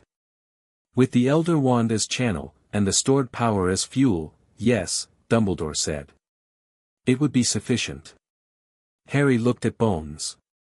Section 16 of the remedy request, he said. The Elder Wand surrender. Bones nodded and opened the relevant section. She read it aloud: surrender of the Elder Wand under reckoning order, with full magical accounting, the stored power to be returned to Harry Potter or applied at his direction, the wand itself to be, Harry had specified this specifically in discussion with Hermione, returned to the Peveril bloodline as its legal inheritance. One of Dumbledore's attorneys stood immediately. The Elder Wand's legal ownership is determined by conquest under wand lore, Marchbanks said, without looking up from her notes, which is a different system from inheritance law and which this reckoning is empowered to address under Founder's Law in the case of magically stolen property. Sit down. The attorney sat. Fudge cleared his throat. If I might, the Elder Wand is a singularly powerful magical object and its transfer raises questions of safety. Harry said. Fudge looked at him. Public security, he said, in the tone of a man choosing his words carefully in front of someone who might not respond well to the wrong ones. The concentration of magical power is already in my bloodline, Harry said. By inheritance, by designation, by 11 years of growth that was artificially constrained and is still ongoing. The Elder Wand being in my possession is not a security increase. It's a delivery mechanism returning stored property to its source. He looked at Fudge steadily. What concerns you, specifically, Minister? Fudge looked at him. He looked at the walls. He looked at the Founder symbols still blazing in their 4 colors. He looked at Marchbanks, who was watching him with the particular expression of a woman who will remember this moment and its decisions for the remainder of her life. He looked back at Harry and said, with the gravity of a man deciding which side of history he wants to stand on, nothing, I think. Continue. Bones nodded. Witness testimony. McGonagall went first. She testified with the spare, controlled precision of a woman who had made a promise to herself about honesty and was keeping it. She named what she had known, what she had suspected, what she had been told and accepted without adequate verification. She named the moment on the doorstep of Privet Drive when she had had reservations and had expressed them and had been overruled and had accepted that. She said, I should not have accepted that. I should not have substituted his judgment for my own on a matter this significant. She said it once and did not say it again and sat down. Augusta Longbottom testified about the limiter on Neville. She was formal and precise and only once did her composure crack, when she read from the archive record of the specific instruction Dumbledore had given her, the precise words he had used to convince her that a magical limiter on her grandson was protection rather than harm. She read those words and was quiet for a moment and then said, he told me Neville would be safe or small. He told me that the children of those who fought were targets. He told me that power attracted attention. She paused. He told me my son had died because he was too powerful and too visible. A long pause. I believed him. I had just lost my son. I believed anyone who offered me a reason. Neville sat very still. Flitwick presented the legal analysis, Founder's Law in its original context, the heir designation's historical framework, the protocol's mechanism and intent. He did it with the academic precision of someone who has been waiting 30 years to apply this knowledge and is finding the application both satisfying and terrible. Snape was last on the witness list. Harry had not been sure Snape would testify. He had appeared on the witness list at Snape's own request, delivered through McGonagall on Sunday night, with no further explanation. He walked to the witness position at the table's side with his usual controlled movement and sat and folded his hands and looked at the table for a moment before he looked up. He said, I was asked, 7 years ago, to implement certain monitoring enchantments within the castle's general ward structure. I was told they were security measures. I did not know what they were actually monitoring or what was being done with the information they captured. He paused. I know now. The monitoring enchantments were part of the channeling anchor mechanism. I was maintaining them without knowing their function. His voice was very even. I do not believe I was informed deliberately. I believe I was used without knowledge. This is not a mitigation of the headmaster's responsibility. It is an accurate account of mine. He paused. I also wish to state for this record that James Potter and Lily Potter were, based on every assessment I was capable of making, two of the finest practitioners of their generation. Whatever I may have said in other contexts about either of them, they deserved better than they got from the people who claimed to protect them. He said this looking at Harry. Harry met his eyes. He nodded, once. Snape looked away. Then it was Harry's turn. He stood at the head of the table and the castle blazed around him, the four symbols at their brightest, the archive text active on every wall, the warm sourceless light of the archive itself somehow present in this chamber even though this was not the archive, as though the castle had decided the distinction was less important than the occasion. He looked at the room, Bones, Marchbanks, Fudge, the witnesses along the wall, Dumbledore on the opposite side of the table with his hands folded and his face composed and his eyes on Harry with the undeflected attention of a man who had decided that looking away would be the final dishonesty. Harry said, "I'm not going to tell you what was taken from me. The archive said it. The witnesses said it. The castle said it better than I can." He paused. "What I want to say is what I want instead." He said, "The Elder Wand returned and the stored magic with it. The Horcrux locations disclosed and acted upon." He looked at Bones as he said this, and she wrote without being asked. "Sirius Black's case reviewed." He said the name and watched it land, watched Fudge's expression, watched Marchbanks write immediately, watched the small movement in Dumbledore's face at the name that said more than several paragraphs. A permanent Wisengamot record of the protocol activation and its findings, sealed against revision. The heir designation formally confirmed, with all accompanying rights. And then, because it was true and the chamber required truth and he was being the castle, which was precise and comprehensive, I'm not standing here to end Dumbledore's life or his freedom. The reckoning isn't a sentencing. It's an accounting. He looked at Dumbledore. The account is clear. What was done is in the record. What needs to happen next is in the record. What I want, from today forward, is to not be managed. Not by him, not by the ministry, not by anyone who has decided what I'm for before asking me. He paused. I'm for figuring that out myself. That's all I want. Silence. Then Marchbanks said, "The reckoning will deliberate." The three ministry representatives withdrew to a side room. The chamber remained occupied, nobody leaving, the founder symbols still burning. Dumbledore sat with his hands folded and looked at the table. His attorneys leaned toward him and he shook his head very slightly and they sat back. Harry sat in the tall chair and looked at the wall opposite him where the archive text was still moving, the castle's ongoing record still being written, and saw the account of this morning being added in real time, testimony by testimony, word by word, the castle writing its own history as it happened. Ron had not been in the chamber. Ron was outside in the corridor, which was actually where Harry had suggested he be, because sometimes the most useful place to stand was the door. Harry glanced at the chamber door and thought about Ron outside it, probably sitting on the floor eating something, and felt the particular warmth of loyalty that doesn't make demands and doesn't need credit and is simply there. Hermione was at the table, 2 seats down, her notebooks in front of her and her hands folded on top of them, not writing. She was watching Harry. When he glanced at her she gave him a small nod that said, "You did it correctly, everything was as it should be, I'm proud of you even though I'm not going to say that out loud in a formal chamber." He read all of it from the nod because they had been friends for 3 weeks and he already spoke Hermione. Neville sat with his hands flat on his knees and his back straight and looked like a Longbottom should look, which was, Harry thought, exactly the way Frank Longbottom had probably looked when he was this age, before a world that kept telling powerful people to stay small had convinced him otherwise. The deliberation took 40 minutes.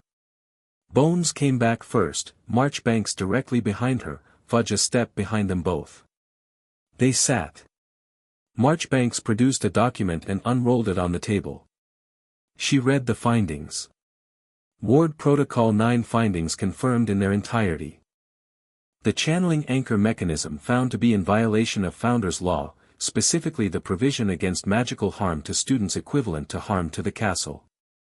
Dumbledore's actions found to be deliberate, ongoing, and in breach of his legal obligation as headmaster to the students and the castle in his charge. Remedy ordered, full surrender of the Elder Wand to Harry Potter as Peveril heir, with complete magical accounting to be conducted by Flitwick as independent assessor. All remaining Horcrux locations to be provided under formal oath to Amelia Bones for authorized destruction under Bones' direct supervision. Sirius Black's case ordered for immediate review by a full Wisengamot panel, provisional order for release pending investigation of the original arrest. And then, Albus Dumbledore, effective immediately, suspended from the position of headmaster of Hogwarts pending full Wisengamot review. His access to the castle's wards and administrative systems revoked by the castle itself, which, as Marchbanks read this, the castle confirmed by doing it, a visible shift in the chamber's light, a settling, a reorientation of the building's awareness that everyone present felt in their feet and their chests. Fudge said, in a voice that was trying to be steady, "This is, the Ministry accepts the Reckoning's findings. A full formal review will be, yes," Marchbanks said, with the tone of a woman concluding a proceeding on her own schedule. She looked at Dumbledore. "Albus." Dumbledore stood. He removed the Elder Wand from his hand and set it on the table. He looked at it for a moment, just a moment, the briefest pause of a man setting down something he has carried for a very long time, and then he looked at Harry. "I am sorry," he said. Harry held his gaze. He thought about the words and what they contained, the genuine regret that was real, the belief that the actions had been necessary which was also real, the two things coexisting in a man who had lived long enough to become the kind of complicated that simple words couldn't fully cover. "I know," Harry said. "That isn't enough," Dumbledore said. "No," Harry said. "It isn't." Dumbledore nodded. He walked out of the chamber. The door closed.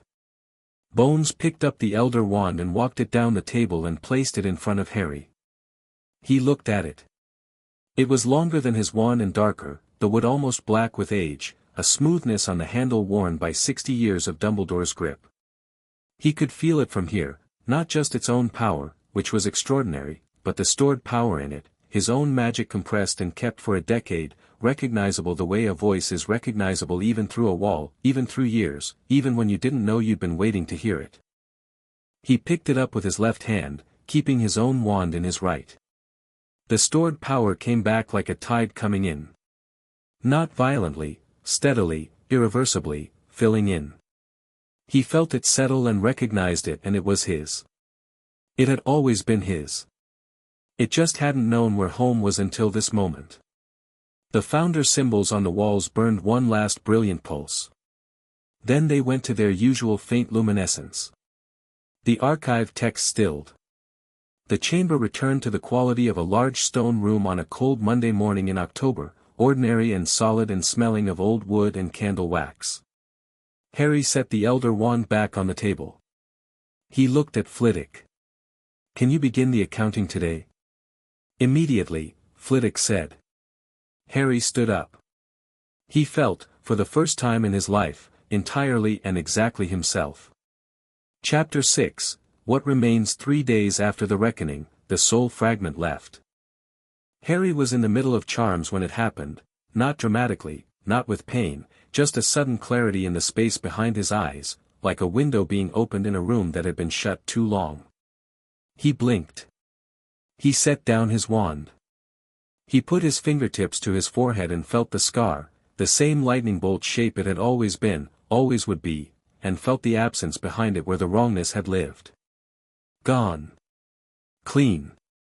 Flitwick, who was watching him with the particular attention of a teacher who has learned to read Harry's subtle shifts, said nothing to the class and made a small notation in his register and carried on with the lesson.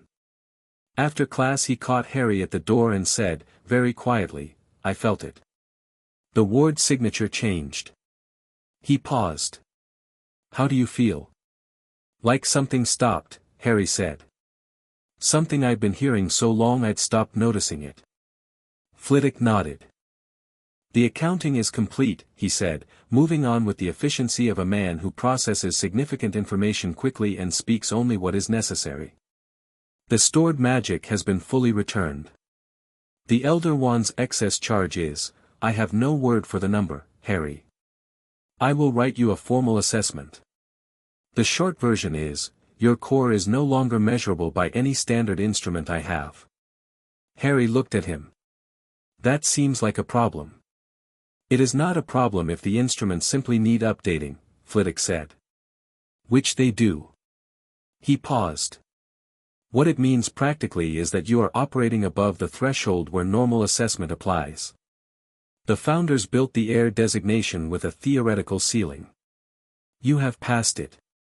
He said this without alarm, with the focused, satisfied attention of a scholar who has lived long enough to witness something he only ever expected to read about. I would like to write a paper. After the Horcruxes, Harry said. After the Horcruxes, Flitwick agreed. The Horcrux operation had begun the morning after the reckoning, moving with a speed that suggested Amelia Bones had been waiting for exactly this kind of authority and intended to use it before anyone could generate a reason not to. She had taken Dumbledore's testimony under Founder's Law oath, the locations, the details, the specific magical signatures to look for, and had dispatched hit wizard teams to Little Hangleton and the Southern Sea Cave within 24 hours. She kept Harry informed, which he appreciated, with the practical directness of a woman who had decided he was a relevant party and treated him accordingly. The ring came back first. A hit wizard named Dawlish, competent, cautious, who clearly had extensive experience with cursed objects, retrieved it from the gaunt ruins with an encasement charm that Bones had designed herself, a containment structure that prevented the Horcrux's soul fragment from interacting with any living magic in its vicinity. It was brought to Hogwarts because Hogwarts was where Harry was, and because the archive had confirmed that the castle's own wards were the most secure magical environment in Britain, and because Flitwick had developed, in the 48 hours since the reckoning, a destruction methodology that he described modestly as promising. Harry destroyed the ring on a Thursday afternoon in the archive. He did it simply.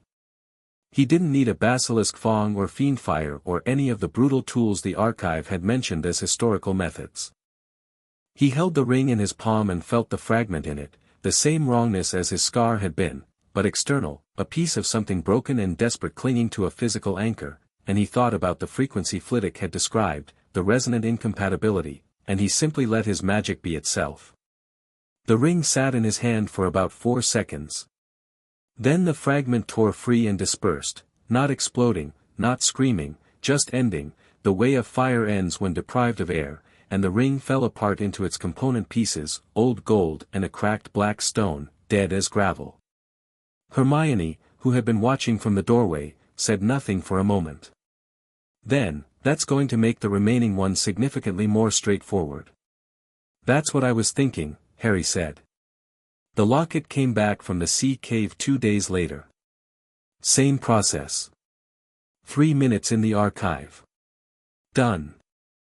The cup was more complicated. It was in a Gringotts vault, which required a different kind of negotiation, specifically the kind where a goblin bank's legal jurisdiction had to be navigated carefully enough that the operation didn't constitute a breach of the bank's independence. Bones handled this with the methodical patience of a woman who understood that some problems required more than authority, they required relationship. Harry helped by writing a formal letter to the Gringotts director in the founder's tongue, which had apparently been the original language of the bank's founding charter and which produced a response of such startled respect that Bones had looked at the reply letter and then at Harry and said, "Where did you learn? The castle teaches," Harry said. The cup was released within the week. The diadem was already home. Harry found the room of requirement on the second Thursday after the reckoning, following the castle's guidance through 3 staircases and a moving corridor. He walked past the blank stretch of wall on the 7th floor 3 times thinking about what he needed, not the room most people needed, not the room for hiding or practice or emergency toilet facilities, but the room where things were stored, the room behind the room, the place that accumulated everything that had been lost and forgotten and tucked away. The door appeared. The room of hidden things was massive, cathedral massive, a space larger than several floors of the castle stacked together, filled with the archaeological record of 1,000 years of students stashing things they didn't want found. Harry walked through it for 10 minutes before the castle guided him to the diadem. It sat on a wig stand on a bust of an old wizard, dusty and undisturbed, and even here, in a room of accumulated forgotten things, it had a quality of wrongness to it, a wrongness Harry's magic now recognized the way a nose recognizes bad air. He picked it up. He felt the fragment. He let his magic be itself. The diadem survived the process intact. It was, even stripped of its dark occupant, a beautiful thing, delicate and silver, the inscription on its curve still visible, "Wit beyond measure is man's greatest treasure." He pocketed it. Walking back through the room, past towers of broken furniture and forgotten objects and stacked boxes that had been here since the founders themselves were teaching, Harry felt the particular satisfaction of a job finished cleanly. For down. The fifth leaving on its own. Voldemort had built his immortality across 7 vessels and had, by Harry's rough count, at least 3 of them significantly miscalculated. He thought about Voldemort, not abstractly, not as a myth or a fear or a name that made people whisper, but as a practical problem. The archive had records of his original rise and fall. It had records of the methods, the allies, the gaps and weaknesses in his magical approach that had been visible in retrospect. Harry had read those sections with the same systematic attention he gave everything, and what he had found was not a uniquely genius Dark Lord but a magically powerful and strategically brilliant man who had made, fundamentally, the same mistake Dumbledore had made. He had decided he knew the answer and had arranged everything to reach it. Voldemort's answer was immortality through fragmentation. It was already failing. Dumbledore's answer had been a managed sacrifice. That was already dismantled. What remained was a return, not if, probably when, the archive's account of the Albanian situation and the Quirrell connection making the timeline concerning, and Harry thought about that return with the same clear purposeful calm that had been his mode since the sorting, the absence of dread that was the gift of knowing what you actually were. He came out of the room of requirement and Draco Malfoy was standing in the corridor. This was becoming a pattern. Malfoy had a talent for locating Harry at significant moments that Harry suspected was less coincidence than it appeared. "The diadem," Malfoy said, looking at Harry's pocket. "Destroyed," Harry said. Malfoy nodded. He was quiet for a moment, which was not his usual mode in their conversations. He usually led, which was its own kind of information. "My father is coming to Hogwarts," he said. Harry looked at him. "He wrote this morning.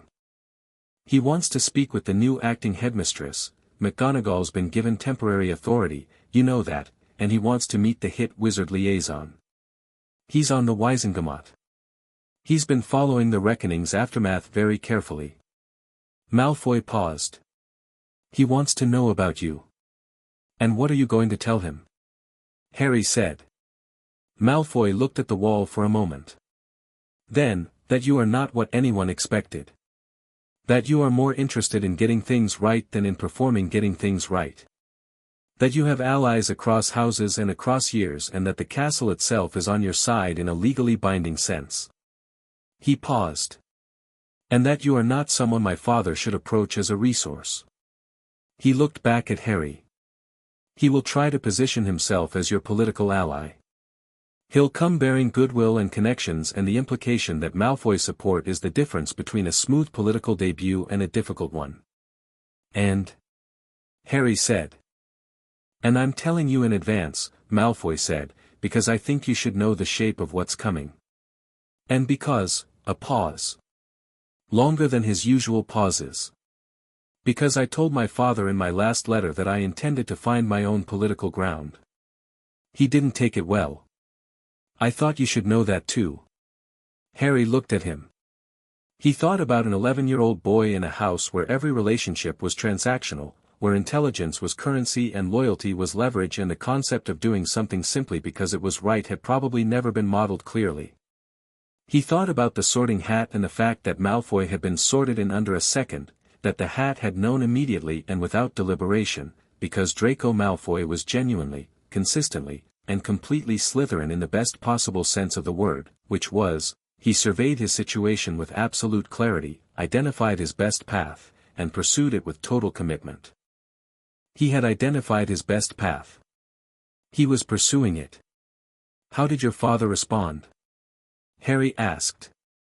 "He said it was a phase," Malfoy said, with a flatness that contained something complicated. He said Slytherins always claim independence before they learn the value of alignment. A pause. He may be right, historically. He's not right about me. I know, Harry said. Malfoy looked at him. How do you know that? Because you've been telling me what you're doing as you do it, Harry said. You warned me about the legal challenge. You told me about Fudge's likely position. You told me about your father before he arrived. He held Malfoy's gaze. You're not building leverage. You're building something else. You're just not sure what to call it yet. Malfoy's expression did the thing Harry had learned to read, the small involuntary shift, the thing he could see precisely because Malfoy had been trained to hide it perfectly and Harry was paying the particular attention of someone who had spent his life reading rooms. He was right. And Malfoy knew he was right. And neither of them was going to make a production of it. When your father comes, Harry said, I'll be polite and I'll be clear. He's welcome to whatever view of me he wants to hold. He paused. But Lucius Malfoy is going to have to figure out how to be on the right side of things without it being a resource transaction. Because that's the only side I'm running. Malfoy nodded. I'll tell him that. Will he listen? A very dry pause. No. But he'll know you said it. They walked downstairs together in the comfortable quiet of people who have established something real enough that it doesn't need continuous narration, and Harry pocketed the ruined diadem and thought about the Wizengamot seat in Sirius Black's review and Lucius Malfoy's impending visit and Quirrell and Albania and the 1,000-item list of things that were now his to navigate, and felt, for the first time in his life, genuinely equipped for the navigation. Sirius Black's review hearing was held on a Friday. Harry wasn't there. It was a ministry proceeding in London, not a castle proceeding, and while his Wizengamot standing gave him the theoretical right to attend, he and Hermione had discussed it and agreed that his presence would make it about him rather than about Sirius, and that what Sirius needed from that hearing was the facts of his case heard clearly without a celebrity sideshow. He heard about it through Bones' old report, which arrived Saturday morning at breakfast with the crisp efficiency of someone who had promised to keep him informed and kept promises. The review had found, within 4 hours of examination, that Sirius Black had never been given a trial. That he had been placed in Azkaban on the testimony of a single witness, Peter Pettigrew, who was recorded as having died at the scene of the original confrontation but whose death the review found had no verified evidence, and on the presumption of guilt without process. Provisional release had been ordered immediately. He was at Hogwarts by Saturday afternoon. Harry heard him arrive before he saw him, not the arrival itself, but the quality of McGonagall's voice from the entrance hall, a different register than her usual controlled tones, something underneath it that was old and surprised and warm. He put down Founder's Law, original texts and commentary and went downstairs. Sirius Black was tall, which was the first thing, and thin in the way of someone who has been thin too long and is only just beginning to remedy it. He had the kind of face that had clearly been good-looking before 12 years of Azkaban had worked on it, and might be again, given time. His eyes were dark and alert and moving with the specific hypervigilance of a person whose threat assessment has been running at maximum for over a decade and had not yet learned to stand down. He was wearing clean robes that were slightly too large for him, clearly borrowed, and he was standing in the entrance hall looking at the castle with an expression that was trying to be one thing and was actually several things simultaneously. McGonagall was beside him, and she was saying something in a low voice that Harry couldn't hear from the stairs. Then Sirius looked up and saw Harry. The hypervigilance did something. It didn't stop, you couldn't stop 12 years of Azkaban's work in a Saturday afternoon, but it shifted quality. The man stood completely still and looked at Harry with the expression of someone who is seeing two things at once, the face that is there and the face that it echoes. Harry came down the last 3 stairs. He stopped in front of Sirius Black and looked at him. He had Lily's eyes, everyone said. He knew it now for certain because Sirius's face, when he looked at Harry, flinched at the eyes and then settled at everything else, the everything else being James Potter's face, and Sirius had loved James Potter with the fierce uncomplicated love of someone who had chosen his family specifically because chosen family could be trusted in ways accidental family couldn't. Harry, Sirius said. His voice was rough. Azkaban rough. Hi, Harry said. A pause.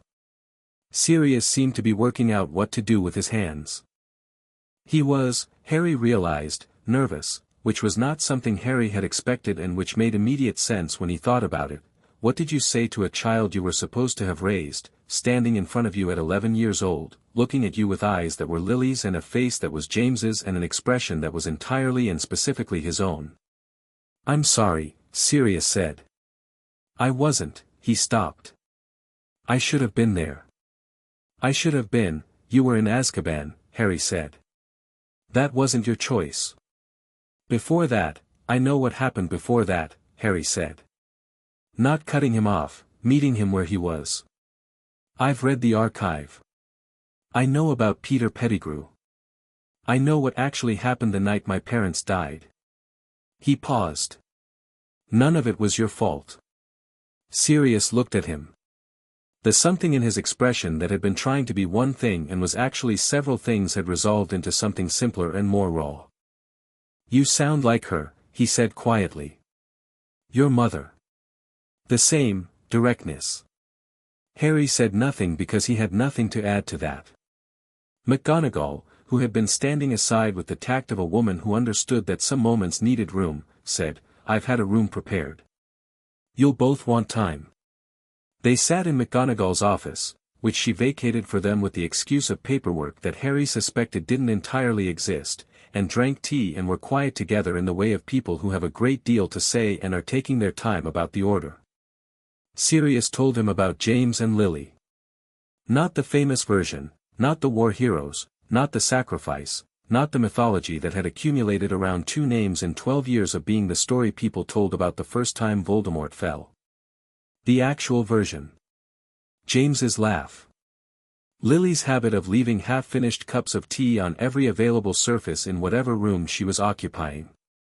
The way they had argued, passionately, specifically, over actual disagreements rather than in the circular way of people who fight about the surface of things, and the way James had been wrong and known it and said so and how that was, Sirius said, genuinely unusual and important.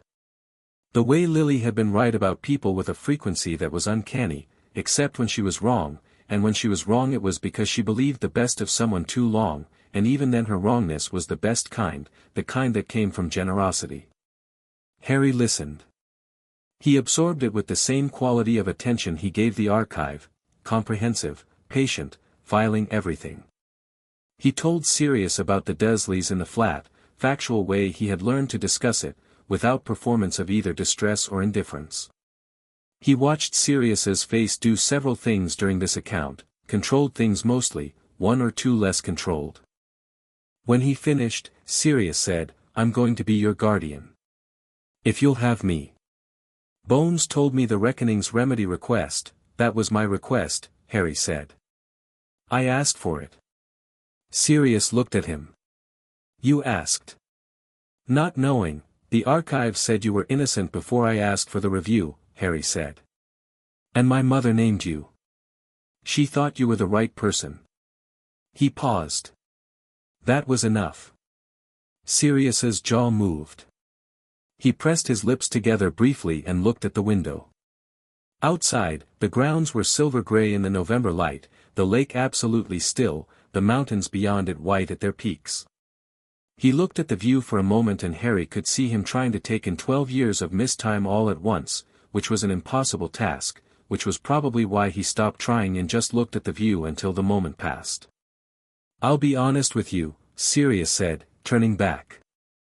I have no idea how to be a guardian. I'm 33 years old and I spent my 20s in a war and my early 30s in Azkaban and I haven't been responsible for another person's well-being, ever, really. I was never the steady one. That was Remus. He paused. I'll make mistakes. I make mistakes, Harry said. Not the same category of mistakes. Different category, Harry agreed. Neither of us has practice at this specific arrangement. We'll figure it out. He paused. I'm at Hogwarts during term anyway. I'm not going back to the Dursleys. The particulars, can be sorted, Sirius said. A pause. Then the ghost of something, a quality in his face that was trying to be the face he'd had before Azkaban, the one that had been good-looking and probably charming in a specific way that Harry was beginning to recognize as the Sirius Black way. You know, he said, James would have been unbearable about all of this. In the best possible way. He would have been so, he stopped. A breath. He would have been so proud. Harry looked at the window. He thought about the archive's entry for his parents, the flat precise language of the castle's recording of two people it had known as students, then as visitors, then as names in a tragedy. He thought about Lily's cups of tea on every surface. He thought about James being wrong and knowing it and saying so. I know, Harry said. Outside the castle that evening, Harry stood at the edge of the lake in the cold and watched the sun go down over the mountains, which it did with the extravagant drama of Scottish autumn, reds and golds and a deep burning orange at the horizon that turned the lake's surface to copper. He had his hands in his pockets and his breath made small clouds in the air and the castle was warm at his back, its presence constant and alive and fundamentally his, in the way that the archive had made permanent and the reckoning had made legal. He felt his magic. The full expanse of it. It was, and he had been trying to find the right word for 2 weeks and had not found it yet and suspected the right word might not exist in any language he currently spoke, it was available. That was the closest. Not powerful, not overwhelming, not dangerous, just completely available, the whole of it, nothing held back or locked away or drained or stored in someone else's instrument. It was there the way breath was there, the way gravity was there, the way the castle was there, simply the nature of things. He could feel the 5 destroyed Horcrux sites from here if he tried. He had found, in the last week, that he could feel magical events at a distance, the way the castle could feel the whole of itself, rooms, corridors, grounds, the ward's full extent. He didn't know yet how far the range extended. He had not tried to find out because there were more immediate things. But it was there. He could feel Quirrell in the castle. The wrongness of Quirrell, the same frequency as the soul fragments he'd destroyed but weaker, more constrained, sitting in the defense classroom 2 floors up and about 100 feet north. He had been aware of it since the sorting, that persistent low wrongness in a direction he could now precisely identify. He thought about what it meant. He thought about a piece of a soul so weakened by Horcrux destruction and fragment expulsion that it had required a living host rather than an object, the last desperate gambit of a diminished thing. He thought about what Voldemort was now, 5 of 7 fragments gone, the 6th in Sirius's account of Albania presumably the piece that had parasitically latched onto Quirrell, the 7th, the one that had tried to take root in Harry and couldn't, dispersed. 2 pieces of Voldemort's soul remained. One in Quirrell's turban. One, the original, the piece that had never been split off, the core of the man himself, somewhere in Albania, tethered to Quirrell's body from a distance, depending on the fragment host connection for whatever thin continuity of existence it currently had. Harry thought about this with the clear analytical attention of someone who has read the problem from every available angle and has arrived at the conclusion. If the fragment in Quirrell went, the tether went. The original piece, already weakened to near dissolution by the Horcrux chain's destruction, would not survive without the anchor. He thought about the right way to do this. He thought about Quirrell, who was, not innocent, the archive's record of his willing partnership with Voldemort was clear, but also not someone Harry intended to kill, which removed the obvious methods. He thought about Flitwick's comment on sloppy technique. He thought about the castle's wards and its inherent incompatibility with dark magic at this level, and he thought about the archive's record of exactly how much power the channeling anchor's return had deposited back in him, which Flitwick had summarized as above the threshold where normal assessment applies. He thought about touch. The soul fragment that had been in his scar had been expelled by contact with his magic's resonant frequency. Prolonged contact. Not touch, but frequency, the sustained incompatibility of his restored core with foreign soul occupation. Quirrell's fragment was external to him. Not inside him, inside Quirrell. Which meant the contact needed to be physical. He filed this away. He would not do it tonight or tomorrow or without telling McGonagall and Bones first, because this was not the kind of thing you did without informing the relevant authorities, and because Bones had said she was managing the situation. She had been watching Quirrell since the reckoning, the archive's identification of the fragment in him having been passed to her formally. She had told Harry, waiting for the right moment and the right legal framework, because removing a possessing entity from a living person's body required a set of authorizations that she was assembling. Harry had said, "Tell me when you have them." She had said, "I will." He had believed her. He went inside. The evening before Quirrell was what the evening before tended to be. Hermione was in the common room working through the Founder's Law text with the particular intensity of someone who has found a new academic passion and intends to master it comprehensively before anyone else can. Neville was at the far end of the table with a pot of soil and 3 seedlings he was doing something subtle and extraordinary to. Ron was eating something he had apparently retrieved from the kitchens and reading a Quidditch magazine with the focused pleasure of a person who has made peace with his priorities. Sirius was in a guest room 2 floors up, which he had spent most of the evening sitting in, Harry suspected, simply being in a room that wasn't Azkaban. The common room fire was warm. The castle was warm. Harry sat in his usual chair. It had become his chair in the way things become yours in a place you live, by consistent occupation and the comfort of familiarity, and opened the archive text he had borrowed and read for an hour and then put the book down and just sat. "You're thinking about Quirrell," Hermione said, without looking up. "Yeah," Harry said. "Bones has the authorizations," she said. "I got her owl an hour ago. She forwarded it to me because she knew you'd want to know immediately and she also knew you'd be here rather than in your dormitory." A pause. "Tomorrow morning. 7 o'clock. She wants it done before the other students are up." Harry nodded. Ron looked up from his magazine. "Is it going to be dangerous?" "No," Harry said. "I don't think so." He thought about it honestly. "I think it's going to be quick." "I want to be there," Neville said, still looking at his seedlings. Harry looked at him. Neville looked up. His face was entirely steady, not the steadiness of performance but the genuine article, the thing that had been growing in him for 6 weeks alongside the fern in the dormitory and the devil's snares avoidance and the leaf pattern on his palm. "Okay," Harry said. "You can be there." Hermione looked up. Harry looked at her. She looked at him with the expression that preceded a reasonable objection and then let the reasonable objection go unvoiced because she had decided something else took priority. "I want to be there too," she said. "Done," Harry said. Ron said, "Obviously." Harry almost laughed. He did smile, the real kind, the not complicated kind. "Obviously," he agreed. Tuesday morning at 7, Harry walked into the defense classroom with Bones on his left and McGonagall on his right and Hermione and Neville and Ron behind him, and Quirrell was standing at his desk with his back to the door, adjusting something on the blackboard with the particular stillness of a man who has known Claude's Sonnet 4.